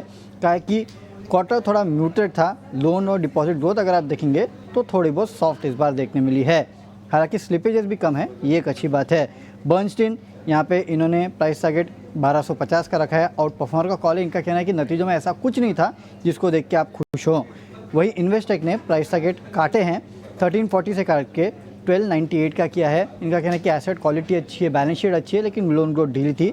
और मैक्वेरी 1400 का प्राइस टारगेट दे रहा आउट परफॉर्मर के साथ। इन्फोसिस पे बर्नस्टीन की रिपोर्ट है, आउट परफॉर्मर का कॉल है, प्राइस टारगेट 2100 से बढ़ा के 2270 का किया है। ये इनकी टॉप पिक है सेक्टर में। इनका कहना है कि अप साइकिल अभी भी इसकी जारी है और डील विंस जो है काफ़ी अच्छी थी, लेकिन इन्वेस्टेक ने सेल का कॉल दिया, प्राइस टारगेट काटा है, 1720 से काट के 1700 का किया है। इनका कहना है कि पीयर्स के मुकाबले नतीजे अच्छे थे, लेकिन सेकेंड क्वार्टर के लिए इतनी अच्छी ग्रोथ इनको दिख नहीं रही है और कॉमेंट्री इंडिकेट कर रही है कि डिस्क्रिशनरी में भी अभी भी म्यूटेड ट्रेंड्स देखने मिल रहे हैं। इसके अलावा हेवल्स पे गोल्डमैन की रिपोर्ट है, खरीदारी की सलाह, प्राइस टारगेट 1900 से बढ़ा के 2100 का किया है।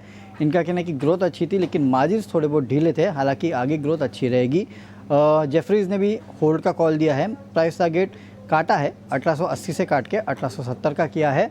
और इन्वेस्टेक ने भी होल्ड का कॉल दिया है, प्राइस टारगेट 1910 से काट के 1850 का किया है। बेसिकली सबके सब ने मार्जिन्स को लेके क्वेश्चन उठाए हैं और यहाँ पे इन्वेस्टेक ने तो अपने जो मार्जिन एक्सपेक्टेशन है उनको काट भी दिया है। FY 25 से 27 के लिए करीब 3 से 5% के आसपास ईपीएस एस्टीमेट काटे हैं। LTM एंट्री इन्वेस्टेक सेल का कॉल है, 5370 से प्राइस टारगेट बढ़ा के 5600 का कर रहे हैं। इनका कहना है कि सेकंड हाफ में जो ग्रोथ की कमेंट्री है वो थोड़ी बहुत ढीली है। और विप्रो पे मैक्वेरी की रिपोर्ट है, जहाँ पे आउट परफॉर्मर का कॉल है 670 के प्राइस टारगेट के साथ। ठीक है, ये तमाम रिपोर्ट्स हैं जिसमें नतीजों को लेकर ज़्यादा रिपोर्ट्स हैं और इनके बारे में नतीजों को लेकर थोड़ा आगे बातचीत करेंगे, लेकिन पहले एक ना मणप्पुरम पर व्यू चाहिए आपसे वैशाली जी। मुथूट के मुकाबले में देखें तो मणप्पुरम का शेयर वैसे भी कमज़ोर था, लगातार गिर रहा है, 225 रुपये के आसपास का भाव से वहाँ से गिरते गिरते 170-75 के आसपास आ गया शेयर। और ये नेगेटिव न्यूज़ है, क्योंकि जो इनकी सब्सिडरी कंपनी है आधार माइक्रो फाइनेंस, उनसे इनकी जो मुनाफे में करीब 21% के आसपास कंट्रीब्यूशन है। IPO की भी तैयारी हो रही थी उसकी तो, और ये रिस्ट्रिक्शन RBI की तरफ से। आप जरा बताइए कि अगर शेयर और गिरता है तो कहाँ तक गिर सकता है और आपके इसको लेकर राय क्या होगी? तो स्टॉक काफी करेक्ट हो चुका है, बट वीकनेस और भी हो सकती है because all support levels are broken. तो अभी ये नेगेटिव न्यूज से मुझे लग रहा है ये 165-150 लेवल्स की तरफ जा सकता है और वहां से एक बाउंस बैक की हम एक्सपेक्टेशन कर सकते हैं, बिकॉज लॉन्ग टर्म ट्रेंड भी हम वीकली चार्ट भी देख रहे हैं तो ट्रेंड डैमेज हुआ है, ट्रेंड लाइन ब्रेक डाउन हुआ है। सो आई थिंक ये स्टॉक वीकनेस की तरफ ही है, बट 155-160 के लेवल्स पे ध्यान देना चाहिए। और क्विकली अब एक टेक ले लेते हैं जो भी अर्निंग्स वाले कैंडिडेट हैं उन पे। शुरुआत करेंगे विप्रो और इन्फोसिस से, क्योंकि दोनों के ही जो नंबर्स रहे वो कुछ खास नहीं रहे। आप देखिए इन्फोसिस की बात करें तो नंबर्स थोड़े से कमज़ोर साइड पे रहे अनुमान के मुताबिक, और साथ ही साथ जो गाइडेंस दी है FY 25 की वो उन्होंने ज़रूर बढ़ाई है, तो वो एक राहत की बात ज़रूर है। पर विप्रो की बात करें तो यहाँ नतीजे अच्छे रहे, पर जो गाइडेंस दी है कंपनी ने तीसरे क्वार्टर में -2 से 0% की, वो जो एनालिस्ट उम्मीद कर रहे थे उससे कम है। तो दोनों के ही नंबर्स कहें तो बहुत ज़्यादा उत्साह देखने को शायद आज ना मिले, पर उम्मीदें काफ़ी थी। तो वैशाली, आपसे समझना चाहेंगे कि आज अगर ये काउंटर्स कमज़ोर होते हैं तो कौन से लेवल्स यहाँ पे इम्पोर्टेंट रहेंगे और क्या आपको लगता है कि ये गिरावट के शिकार हो सकते हैं? चार्ट्स क्या बयां करें? तो एक्चुअली देखा जाए तो overall IT sector is still showing strength. Wipro में खास कुछ बात बनी नहीं रही है, since a very long time it is consolidating. तो मेरे हिसाब से 520 का सपोर्ट है जो एक क्रूशियल सपोर्ट है। अगर ये लेवल्स टूटते हैं तो फिर डाउन साइड आ सकता है, हालांकि स्ट्रॉन्ग रेजिस्टेंस कम्स एट 555। सो यही रेंज को देख के चलिए, अगर 520 टूटता है तो I can think it can lead to further downside. और दूसरा आपने मुझे पूछा इन्फोसिस, तो इन्फोसिस कल प्री रिजल्ट एक अच्छी सी स्ट्रेंथ बनी थी और it was holding very well. तो ये स्टॉक में भी खास कुछ अभी तक बना नहीं है, पॉजिटिव व्यू बन चुका था कल तक, but now I think on near term इसमें भी 1910 का एक सपोर्ट है। अगर ये सपोर्ट टूटता है तो 1880 की तरफ जा सकते हैं। तो दोनों के ही सपोर्ट लेवल्स जो हैं वो वैशाली ने हाईलाइट किए। 520 एक अहम सपोर्ट लेवल रहेगा विप्रो के लिए और इन्फोसिस पर भी आप नज़र रखिए। पर पूरे आईटी स्पेस की बात करें तो थोड़ी सी स्ट्रेंथ वो फिलहाल अभी ज़रूर दिखा रहा है। पर अक्षय, आपसे एक बार टाटा केमिकल्स पे राय जानना चाहेंगे, क्योंकि अगर हम नतीजे देखें तो इनकी आय और साथ ही मार्जिन्स जो हैं उम्मीद के मुताबिक आए हैं। हालांकि प्रॉफिट में थोड़ी सी बढ़त ज़रूर देखने को मिली है उम्मीदों के मुकाबले। तो यहाँ पर क्या व्यू रखना चाहिए, क्योंकि स्टॉक जो है पिछले 4 दिनों से बुरी तरीके से करेक्ट हो रहा है अक्षय, पर क्या यहाँ पे एक रीबाउंड की उम्मीद करें या आपको लग रहा है कि थोड़ी वीकनेस और गहरा सकती है? जी, तो टाटा केमिकल्स का शेयर आप गए 6 महीने से देखें तो बहुत ही बड़े रेंज के दायरे में फंसा हुआ है। बार बार स्टॉक को कहीं ना कहीं 118090 के एरिया में रिजेक्शन मिल रहा है और 1000 और 990 के एरिया में सपोर्ट मिल रहा है और ये दौर काफी लंबे टाइम से चल रहा है। अगर डे ट्रेडिंग की बात करें, शॉर्ट टर्म की बात करें, तो एक माइनर सपोर्ट जोन है 1050 के साथ।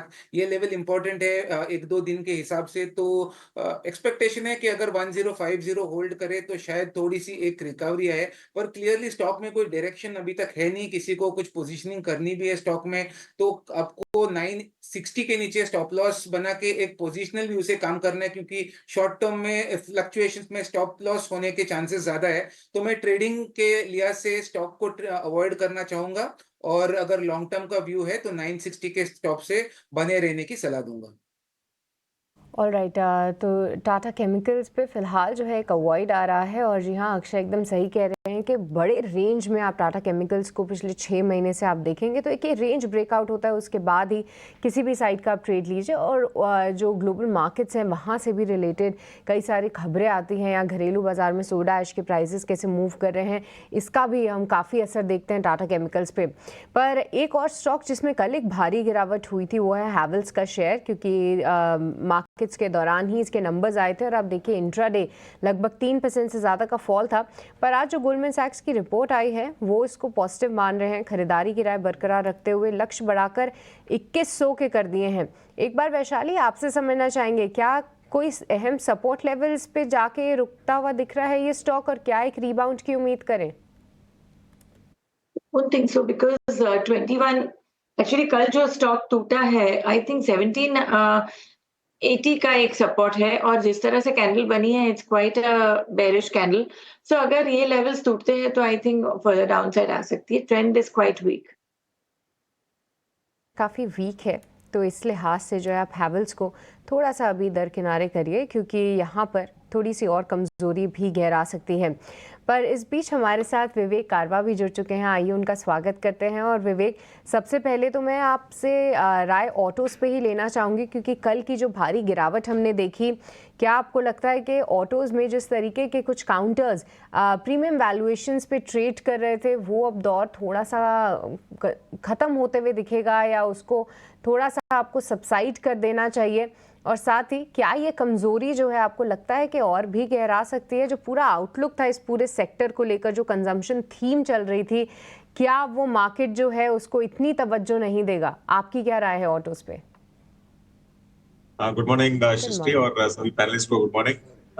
देखिए, वो जो पुरानी कहावत है ना वॉरेन बफेट की कि market is like voting machine in short term and weighing machine in long term, तो वही हो रहा है। तो शॉर्ट टर्म में पिछले 1.5-2 साल में ऐसा रनअप देखा कि कोई मतलब कदर ही नहीं थी वैल्यूएशंस की। अब लोग चाहे कुछ स्टॉक्स, मैं कल एक स्टॉक को देख रहा था, काफी बार डिस्कस भी होता है, करीबन 880 की पीई पे चल रहा है आज भी। तो फाइनली लॉन्ग टर्म में क्या होता है कि वैल्यूएशन कभी ना कभी कैचअप करता है, और जब अंडर वैल्यूएशन होता है वैल्यूएशन ऊपर की तरफ कैचअप करता है, या फिर वो रिवर्स भी होता है जब वैल्यूएशन ज्यादा है और बाजार आपको फिर पीटना चालू करे। तो ऑटोमोबाइल सेक्टर भी ऐसे ही हो रहा था, पहली चीज। और दूसरा मेन पॉइंट ये था कि जहाँ पे इस सेक्टर में पूरा स्टॉक पाइलअप ऑलरेडी दिख रहा था, और स्टॉक पाइलअप के कारण आपको देखा गया कि काफी डिस्काउंट्स वगैरह कंपनीज ने देना चालू किया, और मुझे लग रहा है कि जहां जहां वैल्यूएशंस ज्यादा है, मतलब आप अगर टू व्हीलर में भी कंपेयर करो तो बजाज ऑटो आपको दिखेगा कि सबसे ज्यादा वैल्यूएशन पे ट्रेड कर रहा है और बाकी कंपनीज कम वैल्यूएशन पे ट्रेड कर रही है।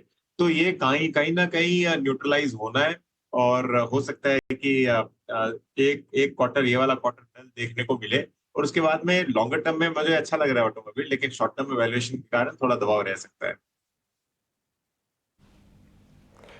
ऑलराइट, तो ये नज़रिया आपके ऑटो काउंटर्स पर आज और भी अन्य काउंटर्स फोकस में रहेंगे और उनमें खास तौर पे सिटी गैस डिस्ट्रीब्यूशन कंपनीज पर फोकस रखें, क्योंकि हाल फिलहाल जो कि न्यूज़ फ्लो आ रहा है वो थोड़ा सा नेगेटिव ज़रूर है, जहाँ पे इनके जो एलोकेशंस हैं उनको घटाया गया है। पर क्या है ये पूरी खबर, आइए समझते हैं। हमारे सहयोगी सौमित सरकार जुड़ चुके हैं पूरी डिटेल्स के साथ। सौमित, देखिए तो सिटी गैस डिस्ट्रीब्यूशन कंपनीज जैसे कि IGL, MGL, Gujarat gas, Adani total gas, ये सारी कंपनीज फोकस में रहेगी, क्योंकि गवर्नमेंट ने जो है एपीएम गैस एलोकेशन, जो कि सस्ती gas city gas distribution companies को मिलती थी, उसका एलोकेशन कम कर दिया गया। अब ये पहले 72% था, इसको 20% से कम कर दिया गया है 16 अक्टूबर से लेके। अब इसके पीछे के रीजंस ये है कि जो number of city gas areas है वो बढ़ रहे हैं, लोअर गैस प्रोडक्शन है, और गवर्नमेंट थोड़ा बहुत गैस जो है वो ओएनजीसी के पेट्रोकेमिकल प्लांट की तरफ भी शिफ्ट करना चाहते हैं, और इसी कारणों की वजह से अगर आप देखेंगे तो जो एपीएम गैस एलोकेशन है वो कम कर दिया गया। इसके वजह से क्या होगा कि सिटी गैस डिस्ट्रीब्यूशन कंपनीज की जो गैस कॉस्ट है वो बढ़ जाएगी, क्योंकि उन्हें ये सस्ती गैस को महंगी गैस से रिप्लेस करना पड़ेगा। अगर आप स्पॉट मार्केट में गैस के प्राइसेस देखेंगे तो करीब $13.5 पर MMBTU पे है, बट अभी सिटी गैस डिस्ट्रीब्यूशन कंपनीज को ये गैस $6.5 पर MMBTU से मिलती थी। तो इसका क्या इम्पैक्ट होगा कॉस्ट इंक्रीज का, अगर आप देखेंगे तो कंपनीज की जो मार्जिन है उस पर करीब 2.3 to 3 रुपीज़ पर SCM का इम्पैक्ट आ सकता है, जो कि करीब 25 to 43% है फर्स्ट क्वार्टर FY25 के मार्जिन्स के सामने। अब सिटी गैस डिस्ट्रीब्यूशन कंपनीज कैसे इस इम्पैक्ट को निगेट कर सकती है, सिंपली उन्हें टैरिफ हाइक लेना पड़ेगा। जो प्राइस हाइक होगा वो करीब 6 to 7% का हो सकता है, जो कि करीब ₹5 प्रति केजी का है। अब ये क्या ये कंपनी से प्राइस हाइक ले पाएगी, ये सबसे इंपॉर्टेंट क्वेश्चन है। बट अगर आप देखेंगे तो एनालिस्ट का मानना ऐसा है कि प्राइस हाइक लेना थोड़ा डिफिकल्ट हो सकता है, स्पेसिफिकली दिल्ली और महाराष्ट्र में, क्योंकि दोनों ही स्टेट्स में इलेक्शन आ रही है, तो इस कारण वो प्राइस हाइक अब नहीं ले पाएगी। और अगर उन्होंने प्राइस हाइक ले भी लिया तो जो सीएनजी और पेट्रोल और डीजल का जो डिफरेंस है वो और कम हो जाएगा। इसके चलते आगे चल के कन्वर्जन्स कम हो सकती है और वॉल्यूम भी कम हो सकता है। तो एक वॉल्यूम पे इम्पैक्ट देखने मिल सकता है कि नहीं, ये सबसे बड़ा क्वेश्चन है। और सिटी गैस डिस्ट्रीब्यूशन कंपनीज क्या करेगी इसको लेके वो जानना इंपॉर्टेंट रहेगा आगे चल के। बट अगर उन्होंने कोई प्राइस हाइक नहीं लिया तो FY26 का जो EPS है वो आराम से 20 से 30% का कट देखने को मिल सकता है हमें इस EPS पे। अब इस सारे न्यूज़ का कौन सा एक स्टॉक है जो बेनिफिशियरी होगा, वो है ONGC, क्योंकि ONGC की जो गैस है अब आगे चल के हायर प्राइस पे बेचेंगे। अब जो 20% गैस रिडक्शन हो रहा है वो करीब 4 MMSCMD का है, जो कि करीब 7 to 8% है ONGC के एनुअल गैस प्रोडक्शन का। और जो हायर प्राइजेस जो गैस है वो $2.5 प्रति MMBTU के हायर प्राइस से बिके जाएगी, जो कि करीब 0.8 रुपीज़ EPS में ऐड कर सकता है ONGC की, जो कि करीब 2% है ऑन एन एनुअल बेसिस। ठीक है, सारी जानकारी आपने दी, अच्छे से बताया भी है कि कैसे एक तरफ कुआं दूसरी तरफ खाई वाला मामला है। हाँ, लेकिन इसमें पूरा बेनिफिशियरी शायद ONGC बनता हुआ दिख रहा है, क्योंकि उसके प्राइस हाइक का बेनिफिट उसके अकाउंट में आएगा। विवेक सर हैं हमारे साथ। विवेक जी, जरा आपने भी पूरी खबर सुनी होगी, अगर नहीं सुनी तो मैं ग्राफिक्स भी बैक टू बैक चलवा देता हूँ आपके लिए। ये जो सिटी गैस डिस्ट्रीब्यूशन है उनके लिए तो प्रॉब्लम है, दाम बढ़ाएंगे तो पेट्रोल के बराबर आ जाएंगे, नहीं बढ़ाएंगे तो मार्जिन कट लेंगे। तो ऐसी दुविधा हो गई है कि करें क्या। देखिए डिम्पी, मुझे लग रहा है कि ये सारा वॉल्यूम गेम होने वाला आगे चल के, और आपका मार्जिन कम होगा, लेकिन जितना एक्सपेंशन होगा आगे चल के उसके कारण ये company city gas distribution companies भी आपको बेनिफिट करते हुए दिखेगी। हाँ, सीधा सीधा फायदा ONGC को डेफिनेटली है, और वैल्यूएशन वाइज भी आज अगर आप लार्ज कैप्स में देखो तो ONGC करीबन 7-8 PE के बीच में चल रही है और वैल्यूएशन बहुत ही अच्छा दिख रहा है। तो नो ब्रेनर है यहाँ पे, ये तो इमीडिएट गेनर जो बोलते हैं, इमीडिएट मार्केट जो रिवार्ड करेगा ये तो ONGC को करेगा ही करेगा। हाँ, लॉन्गर टर्म में सिटी गैस भी अगर आपको डाउन साइड में मिलता है तो जैसे मैंने कहा ये होगा आगे चल के वॉल्यूम गेम। और जैसे जैसे एक्सपेंशन, और क्या है कि आज के दिन जितने भी नई बिल्डिंग्स आ रही है या फिर कंस्ट्रक्शन हो रहा है, पूरा का पूरा आपको दिखेगा कि नेटवर्क गैस ही आगे चल के होगा। तो लॉन्गर टर्म में यस सिटी गैस ओके है, शॉर्ट टर्म में definitely ONGC benefit out of it. अच्छा ठीक है सर, ये बात तो होगी। अच्छा सर, एक चीज़ तो मैं आपसे पूछना ही भूल गया, चेन्नई में इस समय बारिश के क्या हालात हैं? क्योंकि सोशल मीडिया और अलग अलग न्यूज़ से हमको पता लगा कि चेन्नई में इस समय बारिश बहुत ज़्यादा है, दिक्कत काफ़ी ज़्यादा है। जरा बताएंगे सर इस समय हालत क्या है वहाँ की? तो परसों देखिए रेड अलर्ट था परसों के लिए, और बहुत भारी डिप्रेशन का प्रेडिक्शन था, लेकिन क्या हुआ कि डिप्रेशन आया नहीं, और जिन्होंने डिप्रेशन प्रेडिक्ट किया वो लोग डिप्रेशन में चले गए, तो ऐसा हो गया था। लेकिन आज सुबह हल्की बहुत वापस बारिश चालू हुई और पूरा जाम कर गया, इसके लिए मुझे 5 मिनट लेट हो गया ऑफिस आने में। कोई दिक्कत कोई नहीं है अभी, ऑल सब कुछ एकदम नॉर्मल है। दिख रहा था तस्वीरों से, लेकिन रेड अलर्ट था, बार बार कुछ तस्वीरें आई वहाँ से, तो मेरे को लगा कि आप क्योंकि चेन्नई में हैं तो एक ग्राउंड चेक भी हो जाएगा, पता भी लग जाएगा, अपना ध्यान रखिएगा सर। अच्छा एक और चीज़ बताइए सर, जब आप सारी बातें हो ही रही है, वहाँ पे किसी तरह का कोई प्लांट शटडाउन या ऐसी कोई न्यूज़ तो नहीं है ना? आइशर का बहुत बड़ा डिवीजन है, आपको मालूम है ना वहाँ पे? नहीं, यहाँ पे साउथ बेस्ड कंपनीज काफी लिस्टेड कंपनीज है और बहुत अच्छा कर रही है। आप चोला, ईआईडी वगैरह कितने सारी कंपनीज आप गिना सकते हो इनफैक्ट। लेकिन वैसा कुछ हुआ नहीं है, सब लोग प्रिपेयर्ड थे, इनफैक्ट सरकार भी काफी प्रिपेयर्ड थी। अभी थोड़े दिन पहले, मतलब अभी तो क्या है कि कॉमेडी भी चालू हो गया है कि थोड़े दिन पहले रोड शो हुआ था इधर, F1 हुआ था शायद, और उसके बाद में एयर शो हुआ, अभी बोट शो चालू हो गए, बोट वगैरह सारी रेडी थी, सरकार ने अच्छा इंतजाम किया। लेकिन दिक्कत आज के दिन कुछ नहीं है, वो डिप्रेशन जो आने वाला था वो आंध्रा के साइड चला गया, तब आंध्रा का आपको न्यूज लेना पड़ेगा, चेन्नई में कुछ नहीं है। सर कोई इशू नहीं है, आपने अच्छा किया, हमको अपडेट पूरा दे दिया और बता भी रहे हैं कि किस तरह का कोई प्रोडक्शन कट नहीं है, कोई इंडस्ट्री को बहुत बड़ा डैमेज नहीं है। हालांकि ऐसी कोई न्यूज़ आई भी नहीं, लेकिन फिर भी अच्छा लग रहा है सुन के कि सारी चीज़ धीरे धीरे करके बैक टू नॉर्मल होती जा रही हैं। अब आते हैं ज़रा कुछ एक और शेयर्स पे, या फिर मैं बोलूँगा कि कल के जो सुपर हीरो ज़ीरो वाले शेयर्स हैं उनमें से थोड़ा आइडिया लेते हैं क्या करना चाहिए। कल बहुत बुरी तरह से टूटा बजाज ऑटो। विशाली एक बार ज़रा बता पाएंगे आप बजाज ऑटो में कितनी गिरावट और हो सकती है टेक्निकली चार्ट देख के?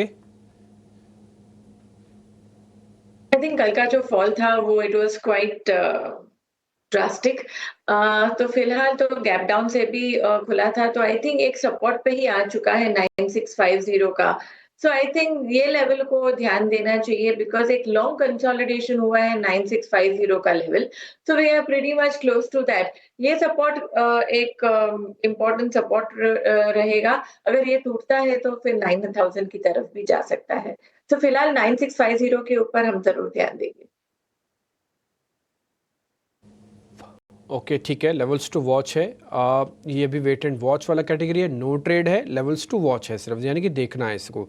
एक और शेयर है, इनफैक्ट वो रियल एस्टेट काउंटर्स की कल बहुत बुरी पिटाई हुई और उसमें ओबरॉय रियलिटी एक शेयर था, 6% से ज़्यादा टूटा। अक्षय पी भागवत, जरा आप देख के बताएंगे इसका कहीं नियर बाय सपोर्ट है क्या? जी, तो ओबेरॉय रियलिटी में आप देखिए एक तरफा तेजी हुआ था और कहीं ना कहीं हमने 2 दिन पहले एक ब्रेकआउट भी होते हुए दिखा, जो एक पॉजिटिव डेवलपमेंट था, 1970 का स्तर था वो। बट कहीं ना कहीं कल का एक यूटर्न जो स्टॉक में दिखा, जिसमें भारी बिकवाली हुई, काफी अनवाइंडिंग दिखी है लॉन्ग पोजीशंस में, और इसके चलते थोड़ा सा जो शॉर्ट टर्म का सेटअप है नेगेटिव हो चुका है। इसके चलते जो डाउनसाइड सपोर्ट एरिया अगर हम खोजे तो करीबन 1850 1850 ये लेवल होगा, ये सपोर्ट शॉर्ट टर्म ट्रेडर्स के लिए है।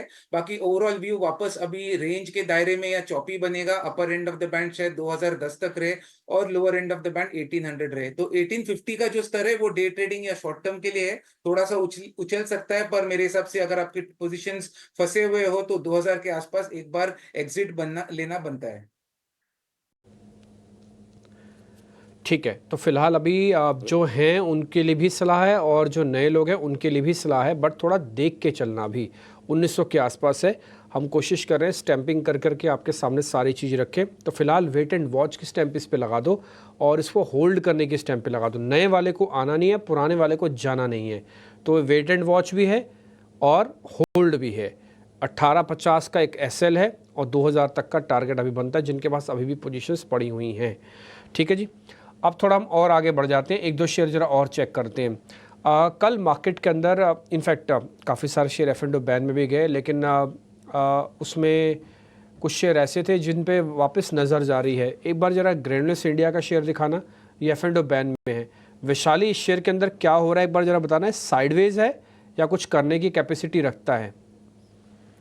तो ग्रेन्यूल्स आई थिंक एक अच्छा सा बॉटम बन चुका है एट अराउंड 530 लेवल्स, और वहां से एक अभी फिलहाल जो अगर ये लेवल्स टिक रहे हैं तो एक हायर बॉटम फॉर्मेशन बन रहा है, और फिलहाल एक सपोर्ट ही है। सपोर्ट, नियर टर्म सपोर्ट जो आ रहा है हम देख रहे हैं वो है 575। तो अगर ये सपोर्ट टिका हुआ है तो एक बाइंग का मौका बनता है, और नियर टर्म रेजिस्टेंस भी रहेगा अराउंड 620। 620 के आगे हम देखें तो एक अच्छा सा ट्रेंड बन सकता है। तो 575 का support and 620 is the resistance.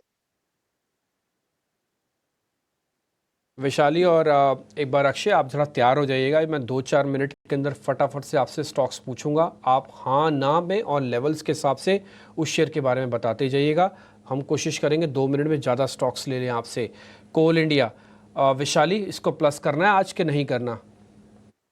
I think coal India एक अच्छा सा लेवल है, यहाँ पे ले सकते हैं। स्टॉप लॉस टारगेट फिर बताते जाइए। ओके, स्टॉप लॉस रहेगा अराउंड 483, और टारगेट रहेगा, नियर टर्म टारगेट रहेगा 510। ठीक है, 510 के टारगेट के लिए लेना है। एक और शेयर जरा आप चेक करना वैशाली, आप RVNL, एक रेलवे वाली कंपनी है, प्लस करना है कि नहीं करना आज? तो RVNL कल एक अच्छी सी कैंडल बनी है, तो आई थिंक 465 का स्टॉप लॉस बन रहा है। नियर टर्म स्टॉप लॉस रहेगा 480 का, और टारगेट रहेगा अराउंड 505। ठीक है, JSW एनर्जी एक बार जरा चेक करना, सपोर्ट पे आ चुका है या फिर और नीचे जाएगा अभी? सो JSW एनर्जी फिलहाल प्रीवियस लो है 662, वहां का एक सपोर्ट है, तो वो देखे, होल्ड करिए, देख लेते हैं, वेट एंड वॉच। ठीक है, होल्ड करना है फिलहाल, अभी वेट एंड वॉच की कैटेगरी में आ गया है। ठीक है, TVS मोटर एक बार जरा बताइए, और चलेगा या अभी नहीं चलेगा? तो TVS मोटर में भी हम देखें तो कल की प्रीवियस लो को ही 2620 का सपोर्ट लिया है, और वहां से बाउंस आ रहा है।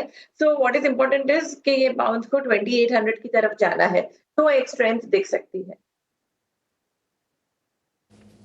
ठीक है, एम्फेसिस की कल अच्छी क्लोजिंग हुई है। अक्षय P भागवत, आज भी चल सकता है क्या एम्फेसिस? जी, तो एम्फेसिस की क्लोजिंग अच्छी है, चल सकता है बिल्कुल। 3145 का टारगेट एरिया बनेगा, 3000 का सपोर्ट है। मार्केट नीचे खुल रहा है, शायद थोड़ा डिप में मौके मिले, बाय कर सकते हैं विद स्टॉप लॉस ऑफ 2930। ठीक है, मैं आपसे और शेयर भी पता करता हूं, लेकिन इस बीच सुमित मूलचंदानी आ चुके हैं, उनसे जरा ट्रेड ले लेते हैं, फिर मार्केट के लेवल फ्रीज भी हो जाएंगे और अच्छे से पता किया जाएगा। सुमित सर नमस्ते, जरा बताइए सर आपका व्यू पॉइंट क्या है, आज के शेयर्स कौन से हैं आपके? हाय, गुड मॉर्निंग टू ऑल। तो जैसे कि आपने ओपनिंग में ही बता दिया था कि मार्केट में एक bottom out might be on the lower time frame एक बन सकता है, एक रिवर्सल के चांसेस है, तो मैं फ्रेश एग्रेसिव सेलिंग की तरफ ना जाऊंगा। तो यहाँ पे मेरा एक ही आज का एक बाय कॉल रहेगा, लेकिन कंडीशनल रहेगा। देखिए, LT ने काफी अच्छा एक सपोर्ट लिया हुआ है, पिछले 4 से 5 दिन में गिरावट जो आई है मार्केट में उस पर पार्टिसिपेट नहीं किया है, तो यहाँ पे कंडीशनल बाय रहेगा। 3580 अगर सस्टेन कर रहा है तो अपसाइड का मूवमेंट बनेगा और गैप फिलिंग प्रोसेस हो सकती है। So buy above 3580, stop loss 3535, target 3650।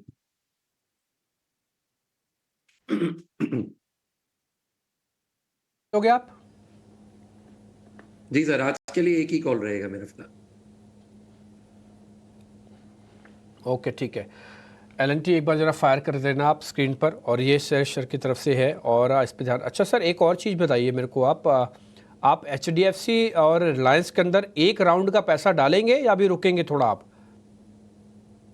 देखिए, जहाँ पे बात है HDFC की, अगर आप देखेंगे तो अभी भी थोड़ा सा यहाँ पे सेलिंग प्रेशर है, तो मैं थोड़ा सा वेट करूंगा। अगर मुझे लेवल 1650 के करीबन मिल रही है तो एक बार मैं वहां पे विचार करूंगा, क्योंकि 1600 के नीचे जो है वो एक बड़ा स्टॉप लॉस रहेगा, तो थोड़ा सा मैं रिस्क कम लेना चाहूंगा यहाँ पे। तो 1650 के करीबन एक बार बाय करेंगे, वहां पे मैं अपना 25% कैपिटल डिप्लॉय करूंगा।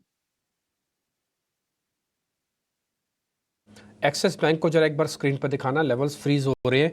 अक्षय P भागवत, आज एक्सिस बैंक प्लस करना है, स्टॉप लॉस टारगेट बताना अगर हाँ है तो।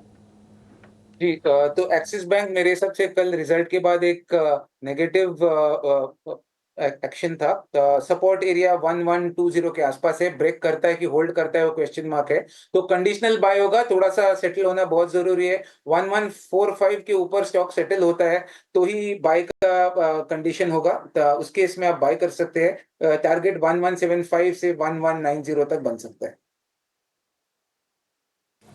ठीक है, एक्सिस बैंक को लेकर ये व्यू हो गया। आज अगर बाजार की आप प्री ओपन के लेवल देखेंगे ना तो 84 अंक नीचे निफ्टी सेटल हुआ है, और निफ्टी बैंक की बात करें तो 27 अंकों की हल्की सी गिरावट पर शुरुआत के संकेत हैं।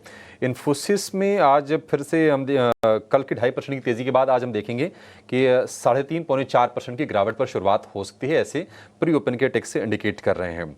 लेकिन मुथूट मणप्पुरम फाइनेंस में देख रहे हैं कि 10% की गिरावट पर शुरुआत होते हुए दिखेगी। नेगेटिव न्यूज़ आई है उनकी सब्सिडरी कंपनी आशीर्वाद माइक्रो फाइनेंस को लेकर 160 रुपए के नीचे की शुरुआत हो सकती है। लेकिन आज कौन से 9 शेयर आपके फोकस में रहने चाहिए, ये बताने के लिए हमारे सहयोगी आशीषा जुड़ गई हैं हमारे साथ 9 के नवरत्न लेकर। आशीषा बताइए। बिल्कुल, आज के 9 के नवरत्न में सबसे पहले मनप्पुरम फाइनेंस पर ही फोकस करेंगे, जहां पर रिजर्व बैंक ऑफ इंडिया ने कंपनी की सब्सिडरी पर रिस्ट्रिक्शंस लगाए हैं नए लोन्स देने पर।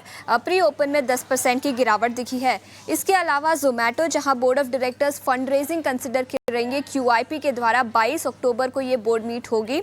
सिटी गैस डिस्ट्रीब्यूशन कंपनीज पर भी फोकस करते हैं। APM गैस एलोकेशन 20% तक घटाया जा सकता है और इसी के चलते मार्जिन्स में 2.3 से 3 रुपए प्रति शेयर पर SCM का इम्पैक्ट दिखाई दे सकता है। तो बड़ा SCM बड़ा इम्पैक्ट, जिसके चलते सिटी गैस डिस्ट्रीब्यूशन कंपनीज भी आज फोकस में रहेगी। इसके अलावा Prestige estates, real estate sector से इस स्टॉक पर नजर डालते हैं, जहां पर क्वार्टर ऑन क्वार्टर बेसिस पर देखें तो भारी गिरावट प्री सेल्स में दिखी है। इस स्टॉक पर भी आज नेगेटिव इम्पैक्ट दिखेगा। 5वें स्टॉक में हम IT कंपनियों पर फोकस करेंगे और इन पर्टिकुलर इन्फोसिस, जहां पर नतीजे म्यूटेड रहे और कई सारे ब्रोकरेजेस ने टारगेट प्राइस घटाए भी है। इन्वेस्टेक की बात करें तो टारगेट प्राइस घटाकर अब 1700 रुपये प्रति शेयर का कर दिया है। विप्रो, नतीजे ठीक ठाक थे, गाइडेंस घटाई है, लेकिन याद रखें बोर्ड ऑफ डायरेक्टर्स ने बोनस इश्यू अप्रूव किया है। 1:1 के रेशियो में बोनस इश्यू किया जाएगा। एक्सिस बैंक के नतीजों की बात करें तो largely in line set of numbers थे, लेकिन ग्रोथ कंसर्न्स है। तो ब्रोकरेजेस का मानना है कि ये तिमाही के नतीजे तो अच्छे थे, लेकिन अगले कुछ क्वार्टर्स के लिए ग्रोथ पर इम्पैक्ट दिखाई दे सकता है। इसी के साथ रिलायंस इंडस्ट्रीज, जहां पर मदर केयर PLC और रिलायंस ब्रांड्स ने कुछ टाई अप किया है, नए जॉइंट वेंचर अग्रीमेंट को साइन किया है। और बिग बोल्ड ब्रोकरेज में हम आज बात करेंगे हैवेल्स की। याद रखें कल नतीजे आए थे तो 5% की गिरावट दिखी थी और आज कुछ और ब्रोकरेज रिपोर्ट्स आई है। जेफरीज ने होल्ड की रेटिंग बरकरार रखी है, लेकिन टारगेट प्राइस जो पहले 1880 रुपये प्रति शेयर था वो घटाकर 1870 रुपये प्रति शेयर कर दिया है। तो हैवेल्स पर आज फिर एक बार नजर रहेगी। ठीक है, 9 शेयर तो फोकस में हैं, लेकिन आज खुद आशीषा भी फोकस में है। आशीषा CA पहले से थी, अब उन्होंने CFA भी क्लियर कर लिया है। आशीषा, आपको बहुत बधाई, कॉन्ग्रेचुलेशंस। आशीषा ने फर्स्ट अटेम्प्ट में CA क्लियर किया था। आशीषा बताएंगे CFA में कितना टाइम लगता है? हाँ सर, CA भी फर्स्ट अटेम्प्ट में किया था और CFA का 3rd लेवल भी फर्स्ट अटेम्प्ट में। क्या बात है, ये हमारी मतलब स्वदेश की टैलेंटेड टीम और उसकी एक प्रमुख स्तंभ हम कहेंगे आशीषा को। बहुत बधाई आशीषा आपको फिर से इस बात के लिए। लेकिन बाजार की कमजोर शुरुआत के संकेत है। फटाफट कुछ स्टॉक्स को जरा एक बार और समझ लेते हैं। श्रीराम फाइनेंस की आज फिर से कमजोर शुरुआत होने जा रही है। वैशाली जी, कितना ये नीचे जा सकता है शेयर? मुझे लग रहा है कि ट्रेंड तो काफी वीक हो चुका है, 3000 की तरफ जा सकता है ये। 3000 की तरफ जा सकता है श्रीराम फाइनेंस का शेयर। अक्षय, आप जरा जोमेटो चेक कीजिए, कंपनी पूंजी जुटाने पर विचार करेगी, ऐसी खबरें आ रही हैं और नेगेटिव शुरुआत आज शेयर करता हुआ दिख रहा है।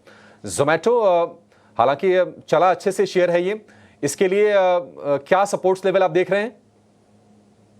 ट्रेंड अभी भी मजबूत है। शॉर्ट टर्म एक रेंज के दायरे में टाइम करेक्शन चल रहा है स्टॉक में, तो मेरे हिसाब से इसका जो शॉर्ट टर्म सपोर्ट जोन है करीबन 260 के आसपास है। तो 260 के आसपास अगर ये शेयर आपको मिलेगा 260 255 के रेंज में, वो सपोर्ट होल्ड करता है कि नहीं आज वो देखना पड़ेगा, क्योंकि प्री ओपनिंग में शायद 5% डाउन दिख रहा है। अगर होल्ड कर जाए तो वापस रिकवरी एक्सपेक्ट कर सकते हैं। तो कोई खरीदारी की आज तो सलाह नहीं रहेगी। सपोर्ट होल्ड करता है कि नहीं देखना पड़ेगा, पर जिनके पास है उनको 247 का स्टॉप लॉस बना के होल्ड करना है।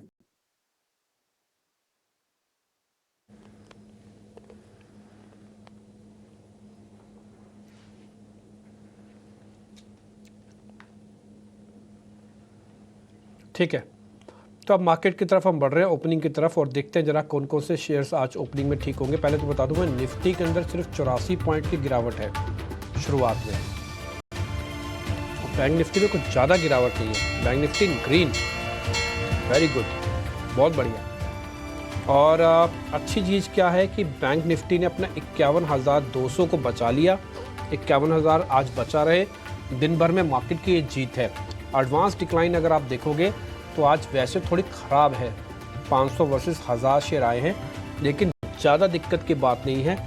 ओवरऑल जो गिफ्ट निफ्टी आपको दिखा रहा था उस हिसाब से तो ओपनिंग नहीं हुई है। दूसरा पॉइंट, आज थोड़ी मेहनत करनी होगी निफ्टी को भी, वो चाहे आईटी की हेल्प से करे, चाहे बैंक्स की हेल्प से करे, किसी तरह से 24,800 ले आओ।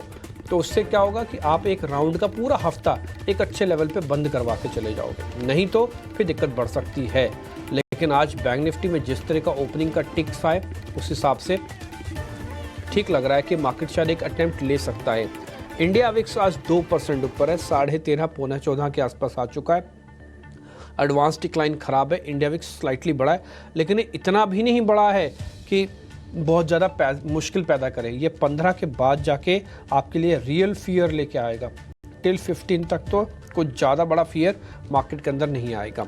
फिलहाल निफ्टी ने करीब 100 पॉइंट का झटका लगा दिया, 24,650 को भी ब्रेक कर दिया। ये एक और इम्पॉर्टेंट सपोर्ट एरिया था जिसको उसने ब्रेक किया 800 के बाद, यानी कि 800 के बाद 150 पॉइंट नीचे एक सपोर्ट था, उसको भी इसने ब्रेक कर दिया। अब 120 पॉइंट की गिरावट के साथ निफ्टी आपको यहाँ पे दिख रहा है। 3% इंडिया विक्स यहाँ पे बढ़ा हुआ है। रिलायंस इंडस्ट्रीज़ का योगदान शुरुआत में तो अभी तो नहीं है, 10 रुपये कमज़ोर है। HDFC का योगदान अभी नहीं है, 11 रुपये कमज़ोर है। ज़रा दिखाते जाइए स्क्रीन पर, और सारे शेयर्स भी, TCS, इन्फोसिस, HUL और L&T। TCS फ्लैट है, कल की क्लोजिंग ठीक थी। इन्फोसिस नंबर का इम्पैक्ट दिखा रहा है, 2.5% नीचे है, टॉप लूजर्स की लिस्ट में है। L&T लाल निशान में है, और एक बार जरा HUL और दिखा दो, वो भी लाल निशान में है। तो अमूमन मैंने जो 6 शेयर आपके सामने फायर किए उसमें से इकलौता एक शेयर है TCS, वो भी हल्का फुल्का बढ़त के साथ है, नहीं तो 5 शेयर F&O के और बड़े शेयर, वेटेज वाले शेयर अभी लाल निशान में है।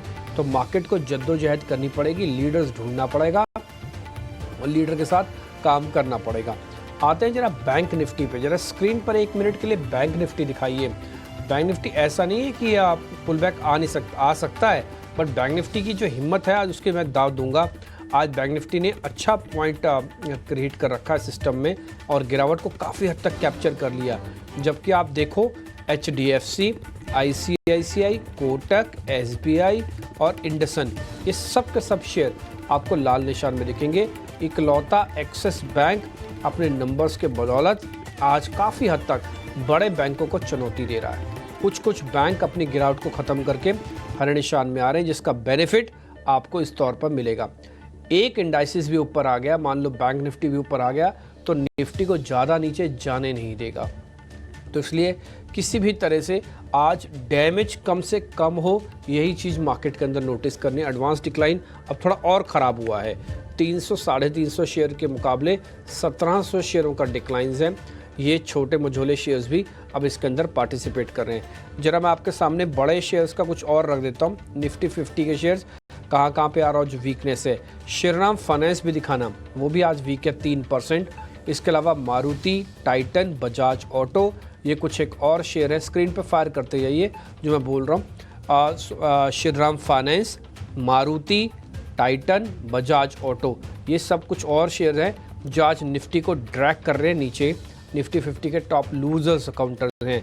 और अगर आज अपनी स्क्रीन पर आप चेक कर रहे हैं, एक्सिस के अलावा जो दूसरा बैंक है वो हरे निशान में आ रहा है बड़े बैंकों के तौर पर, वो है ICICI बैंक। तो आज ICICI में भी आप पोजीशंस अपनी चेक करते रहना अगर आपके कहीं भी काम बनता है तो। इसके अलावा जो और शेयर चल रहे हैं ना वो थोड़े डिफेंसिव कम एग्रेसिव हैं, जैसे सन फार्मा, विप्रो, आइशर मोटर, ये सब में कुछ मेरे को कुछ ज़्यादा अभी इंटरेस्ट बहुत बड़े लेवल पे नहीं दिख रहा है। अब आ जाते हैं कुछ और शेयर्स पे जो आज मार्केट की कोर स्ट्रेंथ बताने में आपको हेल्प करेंगे। उसमें आप देखेंगे मझगांव डॉक करीब 2.5% ऊपर है, पीडीलाइट 1.25% ऊपर है, आईजीएल अभी आपको स्वामित्व सरकार बता के गए थे दाम नहीं बढ़ाओगे तो फिर मार्जिन्स कट पाओगे, ईपीएस कटेगा आपका, और उसका नुकसान आपको देखो 7% इस समय ये शेयर नीचे दिखेगा आईजीएल का। पॉलीकैब और जोमेटो का शेयर भी आज नीचे है, करीब 2.5 से 3% की गिरावट इसमें भी आपको दिख रही है। जल्दी जल्दी अब हीट मैप आप लेके आना और फिर उसको फायर करना। कैरिस ब्रिज निफ्टी की जो गिरावट है करीब 150 पॉइंट की हो चुकी है, 24,800 तोड़ोगे तो बाजार नीचे जाएगा ही जाएगा, और नीचे जा रहा भी है, आपके सामने ही है 24,800 के पास। सिर्फ उसको 2 दिन लगे, कल इनफैक्ट कल ही तो तोड़ा, कल और आज में आपने 24,600 भी देख लिया। ये होती है लेवल की इंपॉर्टेंस, और ये होती है लेवल के टूटने के बाद का फियर इन द मार्केट कि आप उभर ही नहीं पाते हो। क्या 24,600 पे बाजार अट्रैक्टिव नहीं लग रहा? जिनको 25,200 पे लग रहा था 700 पॉइंट टूटने पर नहीं लगेगा, क्योंकि पैनिक है इन द सिस्टम में। और आप इंडिया विक्स में आपको दिखा देता हूँ, करीब 14 के आसपास आ चुका है। बस यही इसकी मर्यादा शुरू हो जाती है, 14 साढ़े 14 तक जाए, उसके बाद ना जाए। निफ्टी बैंक आपकी स्क्रीन पर आप देख रहे होंगे, एक्सेस और पीएनबी ने सिर्फ कमान संभाल रखी है, और ज़्यादातर शेयर इस समय लाल निशान में है। टिपिकली आपको जो बैंक चेक करने हैं वो आईसीआईसीआई और एचडीएफसी ज़्यादा गौर से चेक करने हैं। दूसरा जरा हीट मैप बदलते जाइए, आईटी इंडेक्स है, टीसीएस, विप्रो और एचसीएल टेक किसी तरह से हरे निशान में है। इसमें इन्फोसिस नहीं है, इन्फोसिस अगर होता तो आपको 2.5% और कट का दिखता। निफ्टी फार्मा का हीट मैप अपनी स्क्रीन पर आप देख पा रहे हैं, एल्केम लैब ही इकलौता ऐसा शेयर है जहाँ पे 1% तक की बढ़त है, और गैनेस इंडिया जिसके बारे में मैं पूछ भी रहा था विशाली से, वह थोड़ा नीचे है। एफएमसीजी में आज कोई भी सपोर्ट करने के लिए आगे नहीं है, और आपको स्क्रीन देख के लग रहा होगा कि फ्री फॉल जैसा मार्केट है, और ये फ्री फॉल जैसा मार्केट तभी होता है जब आपके पास सपोर्ट करने के लिए कोई नहीं होता। एक आदमी को माल बेचना है, दूसरे आदमी को उतनी ही ताकत से खड़े होना चाहिए उसको एब्जॉर्ब करने के लिए, नहीं तो बाजार फ्री फॉल जैसा दिखता है। कुछ आप वैसा ही इस समय स्क्रीन देख के कर रहे होगे। शुरुआत उतनी बुरी नहीं हुई थी, लेकिन उसके बाद 100 पॉइंट निफ्टी तोड़ा, 62 पॉइंट की गिरावट थी, 100 पॉइंट निफ्टी तोड़ा। अब करीब 350 पॉइंट बैंक निफ्टी नीचे, जबकि बैंक निफ्टी शुरुआत में हरे निशान में भी आ गया था, लेकिन अभी 350 पॉइंट बैंक निफ्टी को भी तोड़ दिया। कहने का मतलब है कि लेवल्स टूटेंगे तो क्रश होता जाएगा बाजार। तो आपको अपनी स्क्रीन पर दिख रहा है Nifty mid cap small cap के इंडाइसेस हीट मैप पे आपको नजर आ रहे हैं। अब मेरे सहयोगी मेहमानों से कनेक्ट करेंगे आपको और बताएंगे आज के कौन से ट्रेड हैं जो कि लिए जा सकते हैं।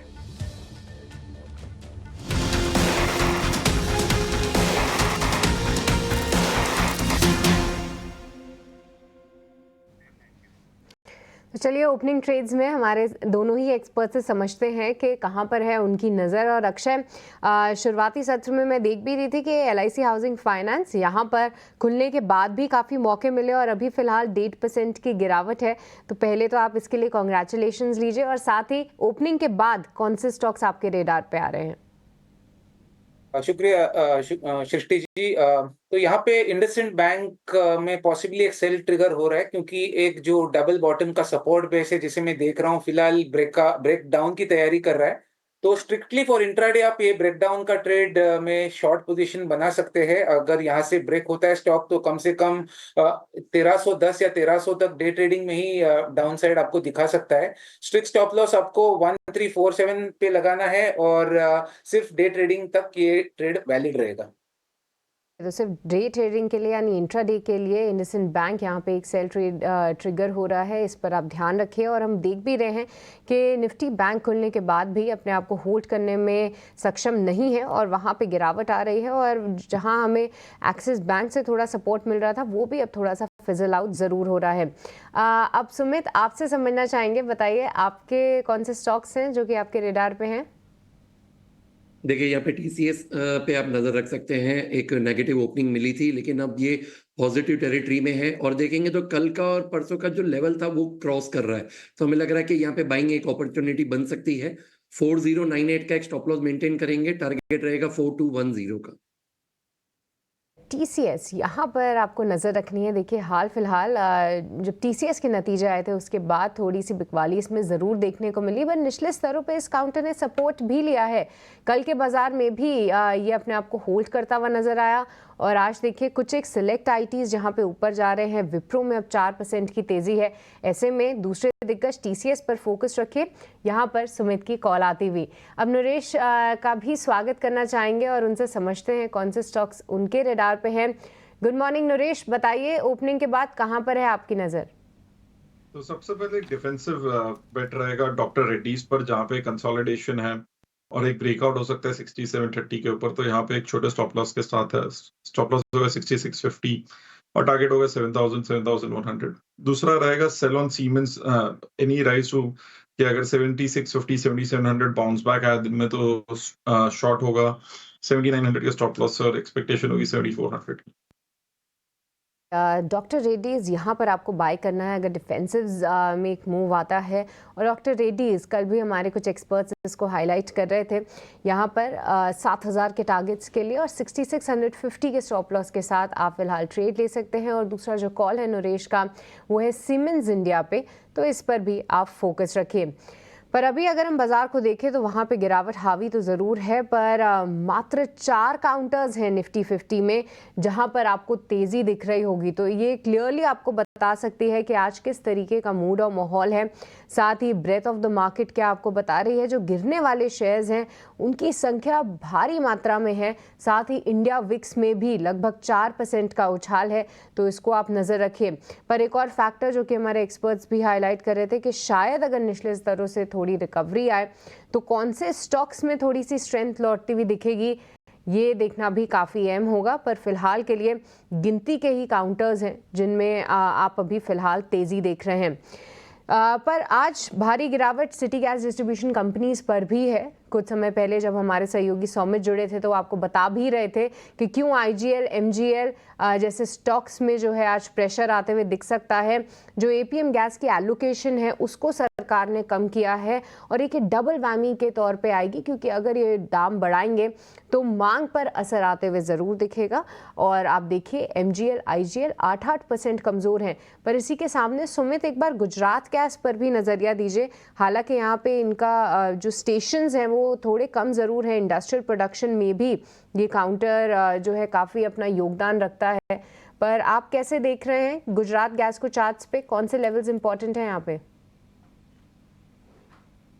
देखिए काफी ज्यादा वीकनेस है। कल के सेशन में अगर आप देखेंगे तो 200 मूविंग डे के नीचे ही क्लोजिंग दिया था और ये एक प्रीवियस सपोर्ट लेवल भी था। तो 580 के नीचे क्लोजिंग था। आज गैप डाउन भी मिला हुआ है, तो अभी भी फ्रेश बाइंग अपॉर्चुनिटी कहीं पे नहीं दिख रही है। जो नेक्स्ट सपोर्ट लेवल है that is around 535।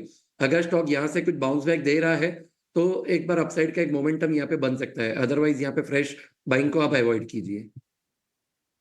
Fresh bye नहीं करना है। देखिए कुछ एक काउंटर्स जो है निचले स्तरों से रिबाउंड ज़रूर दिखा रहे हैं, पर अभी फिलहाल जिस तरीके का मार्केट है इसमें सबसे बेस्ट रणनीति यही होगी कि आप अपने प्रॉफिट्स को सिक्योर करें।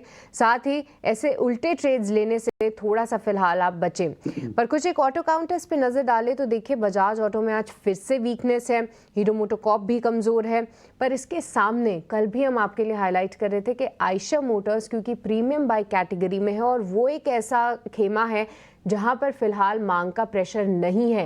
कल ऑलमोस्ट डे हाई पे क्लोज हुआ था आयशर मोटर्स। आज फिर से इस स्टॉक में 1-1.5% की तेजी है।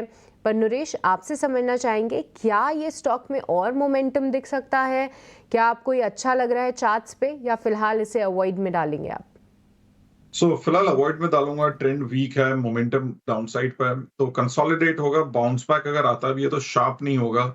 यहाँ पे ऑटो एज अ सेक्टर ने एक टॉपिंग आउट फॉर्मेशन दे दिया है। पहले 4 व्हीलर्स ने दिया था, अब 2 व्हीलर्स ने भी दे दिया। अब ये साइडवेज कंसोलिडेशन में जा सकता है, तो अवॉइडेबल होगा यहाँ पे ट्रेड करना।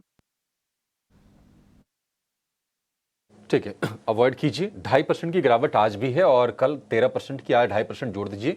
ऊपरी स्तरों से करीब 16% ये शेयर नीचे आकर अब कारोबार कर रहा है। 10,000 के लेवल के नीचे तो आ ही गया है। लेकिन अगर आप आज एडवांस डिक्लाइन का रेशियो देखेंगे तो बहुत ही निराशा होगी, क्योंकि सिर्फ 250 शेयर मजबूत हैं और 2000 शेयर कमजोरी वाले हैं NSE पर। 168 अंक नीचे निफ्टी बैंक की बात करें, मतलब प्रतिशत के लिहाज से अगर देखेंगे तो निफ्टी के मुकाबले गिरावट आधी है, लेकिन फिर भी 180 अंक नीचे निफ्टी बैंक इस वक्त कारोबार कर रहा है। कुछ शेयर कोशिश करते हुए दिख रहे हैं हरे निशान में लौटने की, उसमें अपोलो हॉस्पिटल है, एशियन पेंट्स है, टाटा मोटर्स है, भारतीय एयरटेल है। ये कुछ शेयर्स हैं जहां पर हम देख रहे हैं कि थोड़ी सी लोअर लेवल से राहत आ रही है। लेकिन एक व्यू जरा पॉलीकैब पर फिर से चाहेंगे और इस पर आप राय दीजिए अक्षय जी। पॉलीकैब की आज शुरुआत हुई है बेहद कमजोर, और जो भी ये वायर एंड केबल वाली कंपनीज हैं इनके मार्जिन को लेकर कहीं न कहीं निराशा हुई है बाजार को। पॉलीकैब क्या और गिरेगा इस लेवल से? 6,600 का तो हो गया ये। तो पॉलीकैब में शॉर्ट टर्म एक फॉल्स ब्रेकडाउन का केस है। कुछ ट्रेडिंग सेशन पहले हमने 7320 पे एक प्रायर स्विंग हाई का ब्रेक देखा था। कल के ट्रेडिंग क्षेत्र में वो ब्रेकआउट फेल हुआ और आज गैप डाउन में स्टॉक खुला है। तो मौका नहीं दिया है बहुत जरे जो ट्रेड्स जिन्होंने बाय पोजीशन लेके बैठे उनको एग्जिट करने के लिए। मेरा मानना है कि इमीडिएट लेवल 6460 का रहेगा, जो एक सपोर्ट जोन है। 6460 तक डाउनसाइड एक्सपेक्टेशन है और शॉर्ट टर्म का एक वीक नजरिया बनेगा पॉलीकैब में। पॉलीकैब में वीकनेस बनी रहेगी। एक और शेयर कमजोर हो रहा है, सुमित जी आप उस पर नजर डालिए, वो है BHEL का। हमने देखा कि जब शेयर थोड़ा वोलेटाइल हुआ ना तो 250 से 60 के रेंज में आकर 2-3 बार सपोर्ट लिया। आज 250 रुपए के नीचे चला गया है शेयर। ये कल की तेज गिरावट के बाद 2.5% आज भी कमजोर है। BHEL क्या और टूटेगा और क्या यहां से भी नया शॉर्ट कर सकते हैं इसमें? अभिषेक जी देखिए यहाँ पे नेगेटिवनेस बनी हुई है। अगर आप देखेंगे तो 257 255 का जो जोन था यहाँ पे 2 से 3 बार रिटेस्ट हुआ। कल के सेशन में क्लोजिंग बेसिस पे भी आया, आज उसका फॉलोअप हो रहा है with the open high candidate. तो हमें लग रहा है कि यहाँ पे अगर किसी का ऑलरेडी शॉर्ट है या फिर एक शॉर्ट पोजीशन बनाई जा सकती है फॉर द लेवल्स ऑफ 236। अगर यहाँ पे स्टॉप लॉस मेंटेन करना है तो 257 जो सेम अभी हमने एज अ सपोर्ट की बात की थी, अब वो स्टॉप लॉस का काम करेगा। ठीक है, BHEL को लेकर ये व्यू। एक शेयर जहां पर स्ट्रेंथ दिख रही है, नरेश जी आपसे व्यू जानना चाहेंगे, वो है पिडीलाइट का। और कहीं ना कहीं ये फेस्टिवल वाला प्ले भी है, मतलब दिवाली से जोड़ के इसको देख सकते हैं, लोग पेंटिंग की एक्टिविटी करते हैं घर में। आप जरा ये बताइए कि पिडीलाइट क्या और मजबूत हो सकता है और क्या यहाँ पर ट्रेड लेना चाहिए?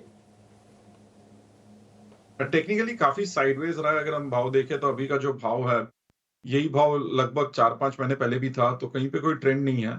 सो बट रेंज बाउंड है 3100, डाउनसाइड रेंज है, अपर रेंज 33, 3300, 3350 है। सो यहाँ से वहां तक का बाउंस बैक आ सकता है, बट उसमें अब ज्यादा कुछ बचा नहीं करंट भाव के बाद, तो अवॉइडेबल ट्रेड होगा। ठीक है, अवॉइडेबल ट्रेड है पिडीलाइट में। अक्षय जी आज हम देख रहे हैं कि जो डायग्नोस्टिक वाली कंपनीज है वहां पर बहुत बड़ी तो नहीं लेकिन कमजोर बाजार में भी ये शेयर ऊपर जरूर कारोबार कर रहे हैं। डॉक्टर लाल पैथलैब मैं देख रहा हूं, इसके बाद मेट्रोपोलिस में भी थोड़ी तेजी है। दोनों में से अगर एक चुनना हो, कहीं आपको कोई ट्रेड दिख रहा हो? हालांकि ये चीज ध्यान में रखने वाली जरूर है कि ऊपरी स्तरों से तेज गिरावट के शिकार भी हुए हैं शेयर ये। जी, तो अगर मैं आज देखूं तो थोड़ी बहुत ओपनिंग ट्रेड्स में बढ़त देखने को मिली है। प्रोबेबली जिस तरीके का चॉपी नेचर है मार्केट, तो एक सेफ हेवन ढूंढ रहा है जहां पे डिफेंसिव नेम्स या फार्मा नेम्स में शायद थोड़ा सा मनी फ्लो दिख रहा है। तो यहाँ पे अगर दोनों स्टॉक जिनका नाम आपने लिया है उनमें चुनाव करना है तो डॉक्टर लाल पैथलैब्स ये थोड़ा प्रेफरेबल रहेगा, क्योंकि इसका सपोर्ट एरिया करीबन 3270 के आसपास है। जिस तरह से स्टॉक ने 2 दिन एक हल्का सा एक शॉर्ट टर्म बॉटम फॉर्मेशन दिखा है, आज पॉजिटिव रिकवरी दिख रहा है। तो अगर आप ट्रेडिंग के मौके ढूंढ रहे हो बाय की तरफ तो ये शेयर परफेक्ट सेटअप है। हल्का सा पुल बैक में आपको 3450 तक ये स्टॉक दिखा सकता है। स्ट्रिक्ट स्टॉप लॉस आपको 3275 का बना के ये ट्रेड में बाय करना है। ठीक है, डॉक्टर लाल पैथलैब के लिए 3275 रुपए का स्टॉप लॉस। आज नतीजों के दम पर विप्रो देखिए चल रहा है, ये 0.5% ऊपर है, लेकिन इन्फोसिस में गिरावट है, नतीजों का ही ट्रिगर है। एक्सिस बैंक में भी नतीजों के बाद हम देख रहे हैं कि आज मजबूती है क्योंकि एसेट क्वालिटी इनकी थोड़ी बेहतर हुई है। और आयशर में अब चूंकि यूजर एंड वाली मोटरसाइकिल में प्रॉब्लम है तो आयशर उसका बेनिफिशियरी है क्योंकि 350 प्लस इसी से इसकी सेगमेंट ही शुरू होती है। अदरवाइज जो गिरने वाले शेयर हैं उनको देख के ये समझ में आ रहा है कि कंजम्पशन एज अ होल अगर आप पूरे की पूरी लिस्ट देखेंगे तो ये समझ में आएगा कि थोड़ा सा मामला खराब है। टाइटन कमजोर है, श्रीराम फाइनेंस कल के बाद आज भी गिर रहा है, आईटीसी कमजोर है, बजाज ऑटो कल की गिरावट के बाद आज फिर से गिरावट का शिकार हो रहा है, नेस्ले भी कल की गिरावट उसमें थम नहीं रही है, आज फिर से गिर रहा है शेयर। और इसके अलावा ब्रिटानिया HUL के शेयर भी कमजोर हैं। एफएमसीजी में नरेश जी कहीं कोई शॉर्ट के मौके खोजने चाहिए क्या, आपकी कहीं नजर गई है? क्योंकि जो ब्रेकडाउन स्टॉक है अगर नेस्ले इंडिया, तो वो काफी गिर चुका है थोड़े टाइम से। आईटीसी ने भी काफी टाइम से करेक्शन दे दिया है। सो एज ऑफ नाउ कि मार्केट भी करेक्ट हो चुकी है, तो एक डिफेंसिव बाउंस बैक आ सकता है इन सब में। तो गिवन के ट्रेंड काफी खराब है सब में और ओवरऑल नंबर्स भी खराब आ रहे हैं सेक्टर में, सो अवॉइडेबल ट्रेड है, कोई ट्रेड नहीं करना है, शॉर्ट तो नहीं करना है ये भाव पर। ठीक है, शॉर्ट नहीं कर रहा है, अवॉइड कीजिए।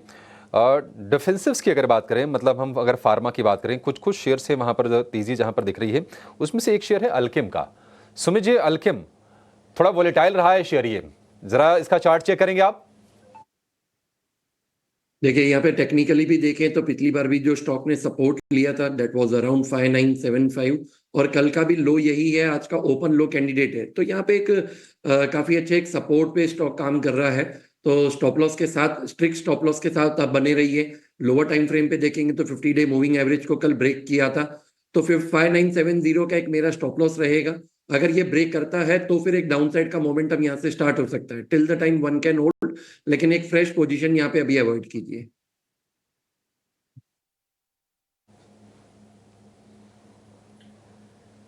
निफ्टी बैंक इस समय आ चुका है हरे निशान में, और अगर आप देखेंगे तो इंडिया विक्स ने जितनी बढ़त बनाई थी सारी की सारी खो दी है। आज मार्केट में, जैसे मैंने शुरुआत में भी कहा, कि निफ्टी बैंक ये बात प्रूव करना चाहता है कि बस मैं नहीं टूटूंगा। एक चीज़ मैं आपको और नोटिस करवाता हूँ, आज का ना निफ्टी बैंक का इंट्राडे लो चेक करो आप, एग्जैक्टली 51,000 51,000 लगा हुआ है, एग्जैक्टली 51,000।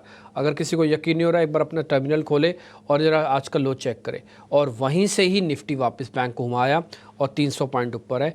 और आपको मैं एक और चीज़ बताऊं, 12 में से 8 शेयर अभी भी लाल निशान में हैं, लेकिन जो 4 शेयर है उनका आज का पार्टिसिपेशन काफ़ी अच्छा है, और जो टूट रहे हैं उनमें ज़्यादा गिरावट नहीं है, इसलिए पड़ रहा थोड़ा सा टिल्ट हुआ है। एक और चीज़ मैं बताऊं, निफ्टी के अंदर अभी भी डैमेज कंट्रोल होना बाकी है। बैंक निफ्टी अपने 51,000 को, पैनिक लो को वापस से टेस्ट करके पुल बैक आ रहा है। मैं फिर से वर्ड इस्तेमाल कर देता हूँ, ये फौरी तौर पर अभी लेवल्स को सिर्फ बचाने की एक प्रयास है, चलने का प्रयास नहीं है। इसमें बहुत मेहनत की ज़रूरत है। इस जगह से ऊपर आने के लिए बहुत मेहनत करनी पड़ेगी बाज़ार को, बड़े प्लेयर्स को लाना पड़ेगा, एफआईज की होल्डिंग अंदर आनी चाहिए, चर्निंग बहुत स्ट्रांग हो, तब जाके इससे बाहर निकलेंगे। इसलिए बहुत ज़्यादा एक्साइट होने की ज़रूरत नहीं है। लेकिन मैं एक चीज़ आपको क्लियर कर दूं, आज शुरुआती डाटा से मैंने अपने एल्गो ट्रेड लगा रखा है, तो उस शुरुआती डाटा से मैं देख रहा हूं कि कांटे की टक्कर चल रही है। चलो मैं आपको कांटे की टक्कर का बता भी देता हूं कैसे। जैसे 60 लोग नीचे की तरफ निफ्टी को धकेल रहे हैं, तो 50 लोग ऐसे भी हैं जो उसको ऊपर की तरफ भी धकेल रहे हैं। 50 लोग 60-50 यानी कि 6-5 की रेशो है, और बैंक निफ्टी में रेशो ज़्यादा बेहतर है। 25 लोग इसको नीचे की तरफ धकेल रहे हैं और 32 लोग इसको ऊपर की तरफ धकेल रहे हैं। तो आज शुरुआती जो कश्मकश चल रही है ना, जैसे डाटा बनता है, मेरे पास जो डाटा है वो हर 5 मिनट में अपडेट होता है, तो हर 5 मिनट के अपडेशन के बाद मैं बता रहा हूँ, करीब 15-20 मिनट का डाटा में। तो शुरुआती जो झटका लगना चाहिए ना, उसको एब्जॉर्ब करने की बहुत अच्छी कोशिश है, और बैंक निफ्टी वो ज़्यादा अच्छे से कर रहा है। आप देख भी पा रहे हो कि बैंक निफ्टी के अंदर आपको दिखेगा, इसकी ऑप्शंस भी थोड़ी थोड़ी एक्टिव हुई हैं। बट मैं फिर से हाथ जोड़ के रिक्वेस्ट करूंगा, ऑप्शंस वाले भी थोड़ा देख दाख के ट्रेड लेना। आज मेरे को बड़ी खुशी है कि बैंक निफ्टी ने अपने लो को टेस्ट करने पर किसी को पता भी नहीं लगने दिया, अंदर ही अंदर 51,000 लगाया और सीधा लाके 350 पॉइंट ऊपर खड़ा कर दिया कि चिंता मत करो, मैंने लो भी टेस्ट कर दिया और मैं पुल बैक भी आ गया हूँ। सिर्फ 5 मिनट लिए उसने ये पूरा काम करने में, तो इसके लिए बैंक निफ्टी को आज के लिए थैंक यू।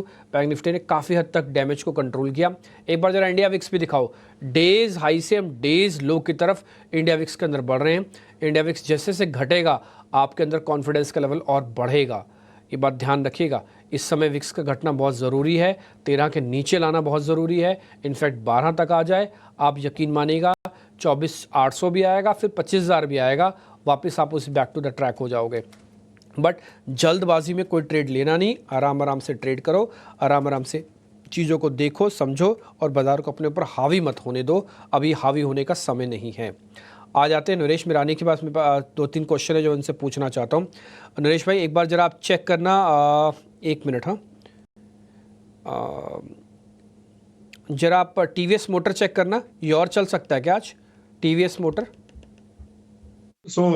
कल के फॉल के बाद काफी रिकवरी आई थी इंट्राडे में और आज भी फॉलो अप है, but overall auto as a sector topping out लग रहा है। तो यहाँ पे 2800 एक टफ रेजिस्टेंस होगा। सो यहाँ पे रिस्की ट्रेड है कि 2800 2850 में आपको शॉर्ट करना है, स्टॉप लॉस ऑफ 2880। ठीक है, आज वैसे स्क्रीन पर देखूं मैं लॉन्ग पोजीशंस जिनमें ऑटो काउंटर से बन रहे बता देता हूं। उसमें पीडीलाइट ये था, टीवीएस था, आयशर मोटर दिखा दो, ये भी है टाटा मोटर्स में भी लॉन्ग पोजीशंस बन रही है। वैसे बाय द वे मैं ये भी बता दूं तो 3-4 शेयर मेरी लॉन्ग शीट्स में हैं और इनमें लॉन्ग पोजीशंस बन रही है, टीवीएस, आयशर मोटर और एक है टाटा मोटर्स। ऑल्दो इनमें परसेंटेज कम है और वॉल्यूम वगैरह भी थोड़ा कम है, बट फिर भी इनमें लॉन्ग पोजीशंस बन रही है, इट्स अ गुड साइन। आगे आते हैं M&M फाइनेंस, एक बार ज़रा चेक कराता हूँ। एक बार सुमित सर इसको ज़रा आप चेक करना, M&M फाइनेंस को। ट्रेड तो नहीं बन रहा, हाँ शायद अपना लो नहीं ब्रेक करेगा अब, इंट्राडे आज लो ब्रेक नहीं करेगा अब अपना। देखिए, जब आप यहाँ पे लोअर टाइम फ्रेम पे चेक कर रहे हैं तो स्टॉक ने एक डाइवर्जेंस भी बनाया हुआ है। और अगर मैं इंट्राडे की बात करूं तो देखिए काफी अच्छा एक हैमर पैटर्न का भी फॉर्मेशन हो रहा है। तो अगर यहाँ पे ये सस्टेन कर रहा है 287 के ऊपर, तो मुझे लग रहा है कि एक 290 तक की 293 तक का भी यहाँ पे बाउंस एक्सपेक्ट कर सकते हैं। तो यहाँ पे एक बाइंग एग्रेसिव बाइंग कीजिए, स्टॉप लॉस मेंटेन करेंगे 281 का फॉर द टारगेट ऑफ 293। ये एक इंट्राडे के लिए सिर्फ रहेगा। ठीक है, जो 6 शेयर हम आपको सुबह सुबह दिखाते हैं जिसमें Reliance industries, HDFC, L&T, HDFC bank, ये सब शेयर जो दिखाते हैं हम आपको, उसमें से 2 शेयर मेरे को स्क्रीन पर दिखने लग गए हैं जो कि ऊपर आ रहे हैं। ज़्यादातर शेयर नहीं आ रहे हैं, हाँ आई रिपीट माई सेल्फ, ज़्यादातर शेयर नहीं आ रहे, इसलिए मेरा कॉन्फिडेंस का लेवल उतना हाई नहीं है। L&T भी फायर कर दो, लेकिन TCS ने हल्की सी बढ़त दिखाई हुई है जो मैं सुबह आपको दिखाता हूँ। बस मेरे को एक TCS दिख रहा है इसी स्क्रीन पर और सुबह भी वही दिख रहा था। तो सिचुएशन में कोई मेजर चेंजेस नहीं हुआ है, बट हाँ ये सिर्फ पैनिक बॉटम्स को बचाने का प्रोसेस है। इसलिए बाजार जो काम कर रहा है वो बहुत स्पीड से ऊपर तो ला रहा है लेकिन उसको टिका नहीं पा रहा है। एग्जाम्पल के लिए बैंक निफ्टी 1 मिनट के लिए 80-90 पॉइंट ऊपर हो गई थी, लेकिन एक झटके में सिर्फ 20 पॉइंट वापस रह गई है। इसलिए जब तक और बड़े शेयरों का साथ नहीं आता तब तक ये युद्ध को जीतना बड़ा मुश्किल है। थोड़ा युद्ध में लड़ते रहना पड़ेगा। इन सैनिकों को बिल्कुल बॉर्डर मूवी के जैसे सैनिक थे ना, वैसे ही लड़ना पड़ेगा इस समय, क्योंकि जब तक और सहायता कहीं से नहीं आ जाती तब तक आपको मोर्चा संभाल के रखना है। तो इसलिए देखते हैं क्या होता है। आज बहुत क्रूशल डे है, मैं बताऊं आपसे, आज मार्केट को और गिरना है और बढ़ना है, रुकना है, ये सब कुछ आज डिफाइन करने का एक प्रोसेस होगा, एक शुरू हो सकता है, ठीक, बट बहुत मेहनत की करनी पड़ेगी आज। अच्छी बात यह है कि फियर इन द मार्केट थोड़ा सा कम हुआ है कल के मुकाबले। अब कुछ आते हैं ऐसे शेयर्स पे भी जहाँ पे थोड़ी शॉर्टिंग भी खुली हुई है, वो ज़्यादा डिस्टर्ब तो नहीं करेंगे। एक बार ज़रा वो भी पता करवा लेता हूँ सरसे में। मनापुरम दिखाई एक बार 15% है, ये तो खैर न्यूज़ वाला इम्पैक्ट हो गया। IGL न्यूज़ का इम्पैक्ट है तो 9% नीचे है। ये अब जल्दी जल्दी रिकवर नहीं करेंगे आज, इनमें वॉल्यूम बहुत ज़ोर का। एक बार IGL की ओपन इंटरेस्ट वाली प्लेट दिखाना, आप ओपन इंटरेस्ट वाली IGL की प्लेट दिखाना, MGL की भी दिखाना। तो आज जल्दी जल्दी नहीं करेंगे, बहुत ज़ोर से वॉल्यूम के साथ इनको आज पिटा है।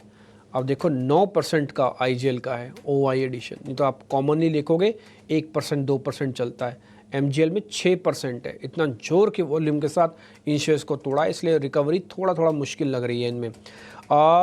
1-2 शेयर और भी हैं, ज़रा चेक करा लेते हैं इसके अलावा जो टूट रहे हैं। टाइटन के अंदर आज गिरावट एग्रेसिव है, ज़रा टाइटन देखेंगे सुमित भाई। टाइटन जी बिल्कुल, देखिए यहाँ पे जो प्रीवियस सपोर्ट था वो कल के सेशन में ब्रेक हुआ था, आज फॉलोअप है, ओपन लो कैंडिडेट है। तो यहाँ पे शॉर्टिंग पोजीशन तो ऑलरेडी बन चुकी है, लेकिन यहाँ पे छोटा सा जो सपोर्ट एरिया है दैट इज अराउंड 3280। तो अगर ये लेवल भी ब्रेक कर रहा है तो हमें लग रहा है कि जो अपना प्रीवियस स्विंग लो था वो भी ब्रेक हो सकता है। तो 3150 के लिए आगे का स्टॉक जा सकता है। तो यहाँ पे आप ध्यान रखिए 3280 जो है वो एक इनिशियल सपोर्ट है। ठीक है, डन। थोड़ा सा आपको और ज़रूर मेहनत करनी पड़ेगी मार्केट को, और उसके बाद ही हम थोड़ा चेक कर पाएंगे कि हाँ इस समय की क्या सिचुएशन है और कैसे। अब थोड़ा मेहनत करनी पड़ेगी। देखो बैंक निफ्टी बार बार हरे निशान लाल निशान में आ रहा है, वजह मैं गिनवा चुका हूँ आपको। सबका साथ सबका विकास चाहिए, 2 चीज़ों से बहुत ज़्यादा मैनेज आप नहीं कर पाओगे। ये निफ्टी का वेटेज के हिसाब से कैलकुलेशन है कि कौन सा शेयर कितना परसेंटेज में टूटा है, ताकि आपको आइडिया लग पाए।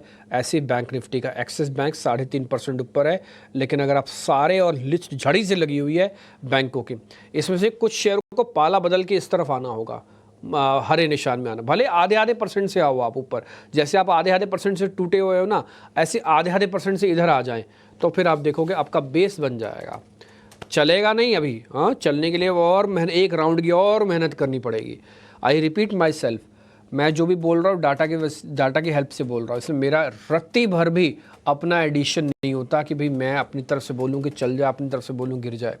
मेरे को जो लेवल जो मैं जिसको स्टडी करता हूँ, डाटा को स्टडी करता हूँ, उसी की बेसिस पर ही सारी चीज़ें आपके सामने रखता हूँ मैं। खैर देखते हैं, आज बहुत कशमकश की लड़ाई है।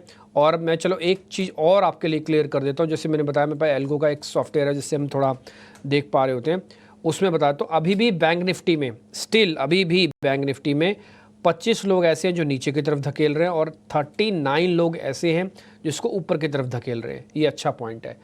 मनापुरम फाइनेंस के लिए नेगेटिव खबर है। आरबीआई ने मनापुरम की सब्सिडरी आशीर्वाद माइक्रो फाइनेंस समेत 4 एनबीएफसीज पर लोन बांटने को लेकर रोक लगा दी है। पूरी खबर वरुण दुबे के पास है। वरुण जी बताइए। डेफिनेटली, तो ये एक बहुत बड़ा ब्लो है दरअसल अगर आप देखेंगे मन्नापुरम फाइनेंस के लिए, क्योंकि आरबीआई ने 4 माइक्रो फाइनेंस कंपनीज, जिनके नाम में अगर आपको गिनाऊं तो Aashirvad micro finance, Arohan financial services, DMI finance और नावी फिनसर्व, इन 4 कंपनियों पे लोन सैंक्शंस और डिसबर्समेंट पे रोक लगाई है। 21 तारीख के क्लोजिंग से ये डिसबर्समेंट्स नहीं कर पाएंगे। और देखिए काफ़ी सारी दिक्कतें थे आरबीआई ने जो सामने रखी, जिसकी वजह से आरबीआई को इस तरह का कदम उठाना पड़ा।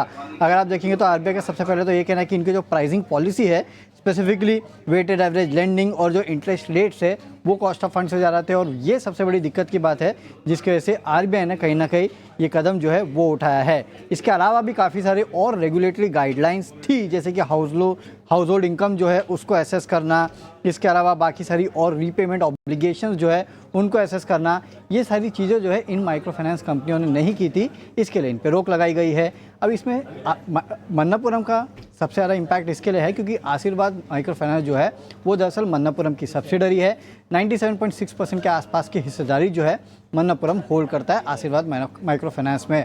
और पीछे कुछ समय में अगर आप देखेंगे तो आशीर्वाद माइक्रो फाइनेंस का कारोबार काफ़ी अच्छे से बढ़ भी रहा था। पिछले 5 साल का CAGR ग्रोथ देखिए आप, करीब 27% के आसपास का था और इसमें मार्जिन जो है वो काफ़ी ज़्यादा थे।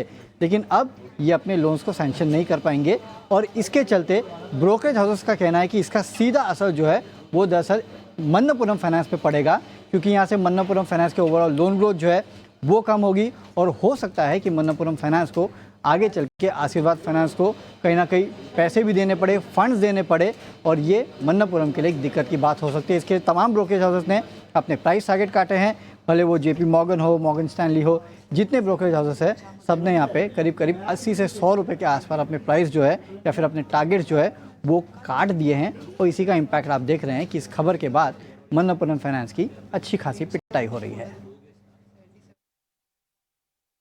ठीक है, हमने इससे पहले भी देखा जब भी NBFCs पे रोक लग रही है तो उसमें जो गोल्ड वाली NBFCs है वो थोड़ी ज़्यादा हैं, है ना। और आपको ध्यान होगा जब RBI गवर्नर ने अभी एक बैठक की थी, RBI बैठक थी, तो उनमें भी उन्होंने स्ट्रेटजिकली बोला था कि भाई NBFCs को लोन बांटने में थोड़ी और कार्यकुशलता करनी पड़ेगी, नहीं तो हम टफ एक्शंस लेंगे। आपको याद होगा जब हमने 10 बड़ी बातें बनाई थी तो उसके अंदर ये बात मोटे तौर पर लिखी थी कि NBFCs को उन्होंने एक किस्म से वार्न भी किया है कि भाई थोड़ा देखते रहो, हम भी आप पे नज़र रख रहे हैं। और आप उसी का सिर्फ 10 दिन हुए, मेरे को लग रहा है 10 दिन बाद ही ये खबर मार्केट के अंदर आ गई है कि एक बता दिया गया है कि आशीर्वाद को आपके बाप लोन नहीं बांटोगे आप। ठीक, तो थोड़ा देख के संभल के ट्रेड कीजिएगा। खैर इस पे वरुण शुक्रिया, थैंक यू वेरी मच ये जानकारी देने के लिए। 161 पॉइंट की बढ़त के साथ बैंक निफ्टी ने कब्जा कर लिया 51,200, 51,400 के ऊपर, और 51,500 आज में पार हो जाए तो फिर मज़ा आ जाएगा और फिर बैंक निफ्टी आपको निफ्टी को भी ड्रैग करवाएगा। और मेरे को बड़ी खुशी हो रही है कि इसको देख के निफ्टी का रिएक्शन जागा है। नहीं तो फर्स्ट पॉइंट में निफ्टी रिएक्ट नहीं कर रहा था, अब निफ्टी रिएक्ट कर रहा है और उसने भी अपने 100 पॉइंट की रिकवरी निचले स्तरों से कर दी है। उसके अंदर सिर्फ 53 पॉइंट की रिकवरी रह गई है, थैंक्स टू बैंक निफ्टी, जिसने आज इतनी मेहनत करके इस डर को थोड़ा कम किया है। और अब आप निफ्टी का कंट्रीब्यूटर भी देखो, अब आप देख रहे होगे कि छोटी सी शीट और बड़ी है। अब आप बैंक निफ्टी के कंट्रीब्यूटर भी देखो, जो थोड़ी देर पहले 3-4 थे, छटक छटक के इधर आ गए हैं हरे निशान में। अब कांटे की टक्कर चल रही है बराबर बराबर की। 51,500 की क्लोजिंग मिल जाए तो हरा निशान और बढ़ेगा। फिर आपको आज शुक्रवार का दिन हंसी खुशी काट के जाइएगा, क्योंकि फिर बैंक निफ्टी आपकी निफ्टी को धकेल के 24,800 के आसपास ले आएगा। बट 24,800 क्लोजिंग चाहिए ही चाहिए, ये आज के लिए बहुत बहुत बहुत इंपॉर्टेंट है। कुणाल बोथरा हमारे साथ स्टूडियोज़ में हैं। कुणाल सर, बहुत शुक्रिया, थैंक यू वेरी मच। मैं बहुत ज़्यादा एक्साइटेड तो नहीं हूँ, लेकिन हाँ, आज की एक्साइटमेंट इसलिए मेरे को ज़्यादा दिख रही है, जो सुबह गिफ्ट निफ्टी डरा रहा था, मार्केट उसको थोड़ा कम कर रहा है कि डरो मत, डर के आगे ही जीत है। तो कुछ कुछ ऐसा फील करवा रहा है। आप क्या कहते हैं सर? जी हाँ डिम्पी जी, आई थिंक डर के आगे जीत है और काफ़ी अच्छा बाउंस है इंडेक्स पे और फाइनली आई थिंक ऐसा लग रहा है कि फर्स्ट हाफ एन आवर में एक बार रिकवरी भी आ सकती है मार्केट में, बिकॉज हम लास्ट 3-4 दिन से ये देख रहे थे कि फर्स्ट हाफ एन आवर में सेलिंग इंटेंसिफाई हो जाती है इंडेक्स में। बट आई थिंक ये एक शायद अच्छा इंडिकेशन बन सकता है कि अगर सेकेंड हाफ में अज्यूम कर रहे हैं कि अगर सेकेंड हाफ में निफ्टी ये जो लेवल्स है पॉजिटिव पे आ जाए और 24,750 के लेवल्स को क्रॉस करके क्लोज कर दें, तो बहुत अच्छा बॉटम कंफर्मेशन बन सकता है मार्केट्स के लिए, बिकॉज ये थर्ड रीटेस्ट होगा इंडेक्स का 24,750 पे, जो हम लास्ट 2 महीने से हम इस लेवल्स पे ऊपर बार बार बाउंस कर रहे हैं। पिछली बार भी जस्ट लास्ट वीक 7-8 दिन पहले भी जब हमने 7 अक्टूबर के आसपास हमने जब बाउंस किया था इंडेक्स पे, वो भी 24,700 के आसपास का एक लेवल था। तो ये एक बहुत स्ट्रॉन्ग बॉटम फॉर्मेशन बन सकता है इंडेक्स के लिए। हालांकि सेकेंड हाफ की कंफर्मेशन के लिए वेट करूंगा, बट हाँ आई थिंक सो फार ऐसा लग रहा है कि काफ़ी सारे स्टॉक्स में रिकवरी आ रही, तो ये रिलीफ रैली डेफिनेटली कहलाएगी। ऑलराइट, तो रिलीफ रैली ज़रूर देखने को मिल रही है और देखते हैं कि और कितना बाउंस आता है। पर ये बाउंस में कौन से स्टॉक्स को प्ले करें कुणाल, क्या अभी फिलहाल, क्योंकि कई सारे स्टॉक्स निचले स्तरों से रिकवर कर रहे हैं, कोई स्टैंड आउट कैंडिडेट है जो कि आप हाईलाइट करना चाहेंगे? तो मैं एक स्टॉक हाईलाइट करूंगा, वो रहेगा ट्रेंट, बिकॉज लास्ट 5-7 डेज में स्टॉक ने अच्छा खासा करेक्शन दिया था। 8,200 के आसपास से 7,500-700 के आसपास के लेवल्स को टच किया है। बट ये स्ट्रॉन्ग स्टॉक है, तो मेरा ऐसा मानना है कि डिप्स में इसमें बाइंग शायद वापस आ जानी चाहिए। तो मैं ट्रेंड पे बुलिश रहूँगा। 7,700 के आसपास स्टॉक ट्रेड कर रहा है, 7,750 के आसपास फिलहाल। तो मैं सजेस्ट करूँगा टारगेट करीबन 7,900 का, 7,950 रेंज, और स्टॉप लॉस यहाँ पे रख सकते हैं 7,650 का। ऑलराइट, तो ट्रेंट एक स्टैंड आउट कैंडिडेट ज़रूर बन रहा है। कुछ दिनों की जो गिरावट है उसको थोड़ा सा होल्ड करते हुए अब एक रीबाउंड के लिए तैयार है, ऐसा मानना है। पर अगर हम देखें तो जी हाँ, कई सारे काउंटर्स जो हैं निचले स्तर से रिकवर किए हैं। कुणाल, इसमें से एक काउंटर HDFC लाइफ, इस पे आपका व्यू चाहिए, क्योंकि देखिए अर्निंग्स का इम्पैक्ट नेगेटिव आया था, बट ब्रोकरेजेस ने अर्निंग्स और गाइडेंस को अच्छा माना और स्टॉक जो है कहीं ना कहीं सपोर्ट लेते हुए दिख रहा है। हाल फिलहाल लाइफ इंश्योरेंस काउंटर्स थोड़े से सही ज़रूर हुए हैं in terms of the news flow. आप कैसे देख रहे हैं HDFC लाइफ या फिर कोई और लाइफ इंश्योरेंस काउंटर? आई थिंक HDFC लाइफ इटसेल्फ बहुत बढ़िया काउंटर है, बिकॉज मैंने इसका लॉन्गर टर्म चार्ट स्टडी किया है क्वार्टरली बेसिस पे स्पेसिफिकली। तो आई थिंक जो स्टॉक में जो लास्ट मंथ एक स्ट्रॉन्ग अपमूव आया था, जहाँ पे वो करीबन 750 के आसपास क्रॉस किया था स्टॉक ने, वो लेवल्स के बाद में ऐसा लग रहा है कि स्टॉक कंसोलिडेट कर रहा है, बट ट्रेंड अभी भी नेगेटिव नहीं हुआ है स्टॉक में। तो ये सबसे खास बात है। और ऐसे ही स्टॉक्स, ऐसे ही सेक्टर्स होते हैं जिनमें खराब मार्केट में या एक वॉलेटाइल टफ मार्केट में अगर वो स्टॉक्स रेंज में रहते हैं या आउट परफॉर्म करते हैं, वो स्टॉक्स जनरली फर्स्ट सिग्नल्स देते हैं ब्रेकआउट का, जब भी मार्केट रिकवरी या अप ट्रेंड में वापस आता है। तो मेरे अनुमान से I think HDFC life buy radar पे होना चाहिए। मैं कंफर्मेशन के लिए वेट करूंगा ब्रेकआउट का, वो रहेगा 745 के लेवल्स का, जो करीबन 1 या 2% हायर है। उस लेवल्स के ऊपर मुझे ऐसा लग रहा है कि एक बहुत ही बढ़िया और एक स्ट्रॉन्ग अप ट्रेंड चालू हो सकता है HDFC लाइफ में। ऑलराइट, कुणाल, कोई स्टॉप लॉस आप हाईलाइट करना चाहेंगे? तो HDFC लाइफ में जो स्टॉप लॉस रहेगा वो लास्ट 3 डेज का स्विंग लो रहेगा करीबन 717 का। ओके, 717 का यहाँ पर आप स्टॉप लॉस बना के रखिए।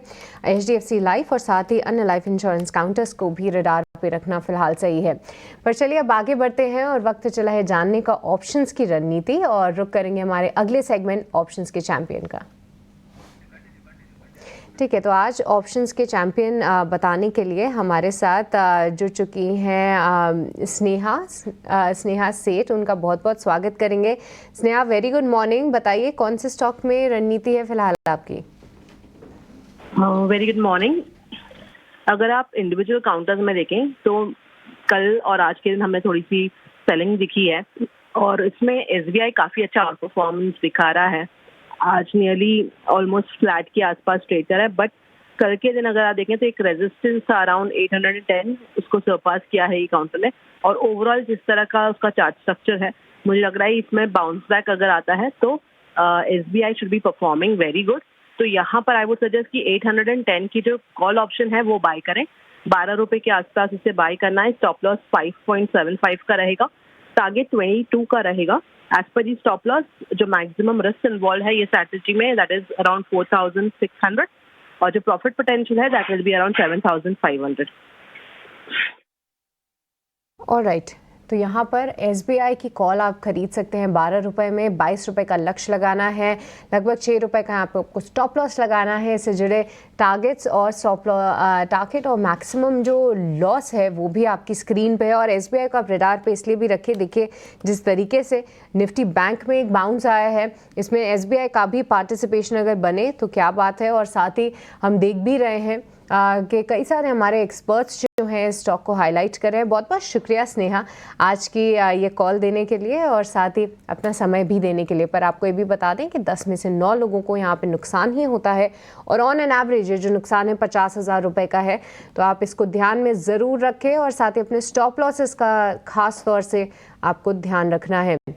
पर इस बीच आप देखें तो जो ब्रेथ ऑफ द मार्केट है वो थोड़ी सी सुधरती हुई ज़रूर नज़र आई है। हालांकि जो एक बीच में मोमेंटम हमें दिखा था, जो एक रिकवरी हमने देखी थी, चाहे वो निफ्टी 50 में या निफ्टी बैंक में, थोड़ी सी फिजल आउट हो रही है। पर आपको इस समय थोड़ा सा समय ज़रूर देना पड़ेगा मार्केट्स को निचले स्तरों पे अपना एक बेस फॉर्मेशन के लिए, चाहे वो इंट्राडे बेसिस पे ही क्यों ना हो। वॉलेटाइल मार्केट्स हैं, चॉपी मार्केट्स हैं, ये तो सही बात है, पर साथ ही कई सारे स्टॉक्स जो है धीरे धीरे करके हरे निशान में आ रहे हैं, ये एक राहत की बात ज़रूर है। इस बीच हमने आपके लिए आयशा मोटर्स हाईलाइट किया था, इनफैक्ट कल भी हाईलाइट किया था।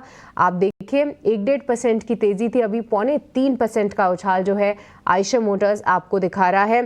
साथ ही साथ टाटा मोटर्स में भी एक टिक आया है 900 रुपये, काफ़ी क्रूशियल लेवल है टाटा मोटर्स के लिए। और इसमें आप देखें तो उन्हीं स्तरों से थोड़ा सा सपोर्ट लेते हुए ये स्टॉक ऊपर की तरफ चल रहा है।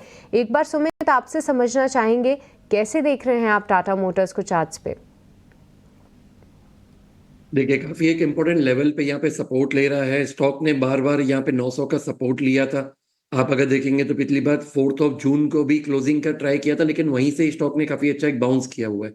तो माइट भी ये सपोर्ट यहाँ पे काम कर सकता है, लेकिन सेम वे ये एक इम्पोर्टेंट आपका स्टॉप लॉस भी रहेगा।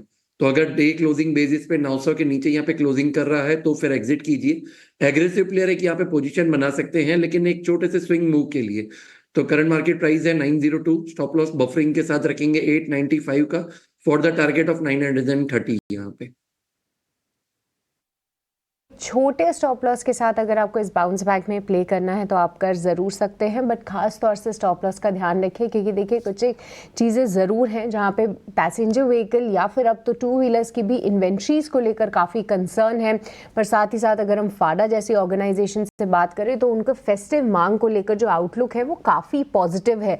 तो दोनों ही साइड की जो न्यूज़ है वो हावी होती हुई दिख सकती है। ऑटो काउंटर्स हाल फिलहाल कमज़ोर है, पर इस बाउंस बैक में अगर आपको ट्रेड लेना है तो आपको खास तौर से स्टॉप लॉस का ध्यान रखना चाहिए। पर चलिए अब आगे बढ़ेंगे और ख़ास तौर से फोकस करेंगे सिटी गैस डिस्ट्रीब्यूशन कंपनीज पे, क्योंकि एपीएम गैस के आवंटन में 20% तक की कटौती की गई है, जिसका असर इन सभी कंपनीज आईजीएल एमजीएल के मार्जिन्स पर पड़ सकता है। क्या है ये पूरी खबर, ये समझाने के लिए हमारे साथ सौमित सरकार जुड़ चुके हैं। सौमित बताइए क्या कुछ खबर निकल कर आ रही है? अगर आप देखेंगे तो सिटी गैस डिस्ट्रीब्यूशन कंपनीज जैसे कि IGL, MGL, Gujarat gas, Adani total gas, ये सारी कंपनीज फोकस में रहेगी, क्योंकि गवर्नमेंट ने जो है एपीएम गैस एलोकेशन जो कि सस्ती gas city gas distribution companies को मिलती थी उसका एलोकेशन कम कर दिया गया। अब ये पहले 72% था, इसको 20% से कम कर दिया गया है 16 अक्टूबर से लेके। अब इसके पीछे के रीजंस ये है कि जो number of city gas areas है वो बढ़ रहे हैं, लोअर गैस प्रोडक्शन है और गवर्नमेंट थोड़ा बहुत गैस जो है वो ओएनजीसी के पेट्रोकेमिकल प्लांट की तरफ भी शिफ्ट करना चाहते हैं और इसी कारणों की वजह से अगर आप देखेंगे तो जो एपीएम गैस एलोकेशन है वो कम कर दिया गया। इसके वजह से क्या होगा कि सिटी गैस डिस्ट्रीब्यूशन कंपनीज की जो गैस कॉस्ट है वो बढ़ जाएगी, क्योंकि उन्हें ये सस्ती गैस को महंगी गैस से रिप्लेस करना पड़ेगा। अगर आप स्पॉट मार्केट में गैस के प्राइसेस देखेंगे तो करीब $13.5 पर MMBTU पे है, बट अभी सिटी गैस डिस्ट्रीब्यूशन कंपनीज को ये गैस $6.5 पर MMBTU से मिलती थी। तो इसका क्या इम्पैक्ट होगा कॉस्ट इंक्रीज का, अगर आप देखेंगे तो कंपनीज की जो मार्जिन है उस पर करीब 2.3 to 3 रुपीस पर SCM का इम्पैक्ट आ सकता है, जो कि करीब 25 to 43% है फर्स्ट क्वार्टर FY25 के मार्जिन के सामने। अब सिटी गैस डिस्ट्रीब्यूशन कंपनीज कैसे इस इम्पैक्ट को निगेट कर सकती है, सिंपली उन्हें टैरिफ हाइक लेना पड़ेगा। जो प्राइस हाइक होगा वो करीब 6 to 7% का हो सकता है, जो कि करीब ₹5 प्रति केजी का है। अब ये क्या ये कंपनी से प्राइस हाइक ले पाएगी, ये सबसे इंपॉर्टेंट क्वेश्चन है। बट अगर आप देखेंगे तो एनालिस्ट का मानना ऐसा है कि प्राइस हाइक लेना थोड़ा डिफिकल्ट हो सकता है, स्पेसिफिकली दिल्ली और महाराष्ट्र में, क्योंकि दोनों ही स्टेट्स में इलेक्शन आ रही है, तो इस कारण वो प्राइस हाइक अब नहीं ले पाएगी। और अगर उन्होंने प्राइस हाइक ले भी लिया तो जो CNG और पेट्रोल और डीजल का जो डिफरेंस है वो और कम हो जाएगा। इसके चलते आगे चल के कन्वर्जन्स कम हो सकती है और वॉल्यूम भी कम हो सकता है। तो एक वॉल्यूम पे इम्पैक्ट देखने मिल सकता है कि नहीं, ये सबसे बड़ा क्वेश्चन है। और सिटी गैस डिस्ट्रीब्यूशन कंपनीज क्या करेगी इसको लेके वो जानना इंपॉर्टेंट रहेगा आगे चल के। बट अगर उन्होंने कोई प्राइस हाइक नहीं लिया तो FY26 का जो EPS है वो आराम से 20 से 30% का कट देखने को मिल सकता है हमें इस EPS पे। अब इस सारे न्यूज़ का कौन सा एक स्टॉक है जो बेनिफिशियरी होगा, वो है ONGC, क्योंकि ONGC की जो गैस है अब आगे चल के हायर प्राइस पे बेचेंगे। अब जो 20% गैस रिडक्शन हो रहा है वो करीब 4 MMSCMD का है, जो कि करीब 7 to 8% है ONGC के एनुअल गैस प्रोडक्शन का। और जो हायर प्राइजेस जो गैस है वो $2.5 प्रति MMBTU के हायर प्राइस से बिके जाएगी, जो कि करीब 0.8 रुपीस EPS में ऐड कर सकता है ONGC की, जो कि करीब 2% है on an annual basis.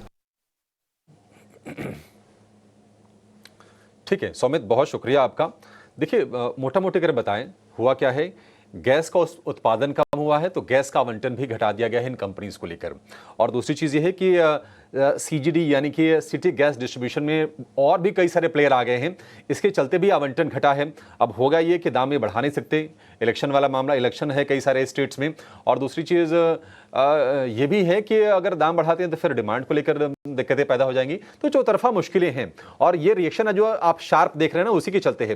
13% MGL नीचे है, IGL 12% नीचे ये ट्रेड कर रहा है। गुजरात गैस थोड़ा सा रीजन स्पेसिफिक कंपनी है, इसके चलते वहां पर आपको रिएक्शन थोड़ा सा कम दिखेगा। MGL और IGL की मौजूदगी बड़े शहरों में ज्यादा है। सुमित जी, एक राय जरा आपसे चाहेंगे MGL और IGL पर, क्या और टूटेंगे शेयर, ये आपको नीचे सपोर्ट्स क्रैक होते हुए दिख रहे हैं? और दूसरी चीज, क्या एक बार के लिए इससे निकल जाना ठीक रहेगा इन दोनों शेयरों से? जी देखिए, बिल्कुल। एक अगर आज के गिरावट की बात करें तो ओवरसोल्ड टेरिटरी में एंटर हो चुका है। तो यहाँ पे जो लेवल्स है 440 का, वो एक बहुत इंपॉर्टेंट सपोर्ट रेजिस्टेंस था प्रीवियस टाइम पे, जो अब सपोर्ट का काम करेगा। तो अगर 440 के नीचे कंसेक्यूटिव क्लोजिंग आ रही है तो फिर बिल्कुल आप यहाँ पे एग्जिट हो जाइए, चाहे आपका ओवरऑल जो पोजीशन है चाहे वो प्रॉफिट में हो या लॉस में। तो 440 के नीचे हमें लग रहा है कि यहाँ पे और भी गिरावट आ सकती है। तो 430 और 420 के जो रीजंस है वो नेक्स्ट स्टेप बाय स्टेप आएंगे, क्योंकि मैंने बोला था कि ओवरसोल्ड में है, तो अब जो गिरावट है वो एक लिमिटेशन रहेगी, लेकिन यहाँ पे अपसाइड का मोमेंटम जो है वो बहुत ही कम रहेगा। तो मुझे नहीं लग रहा है कि यहाँ पे एक फ्रेश बाइंग अभी भी हम कर सकते हैं।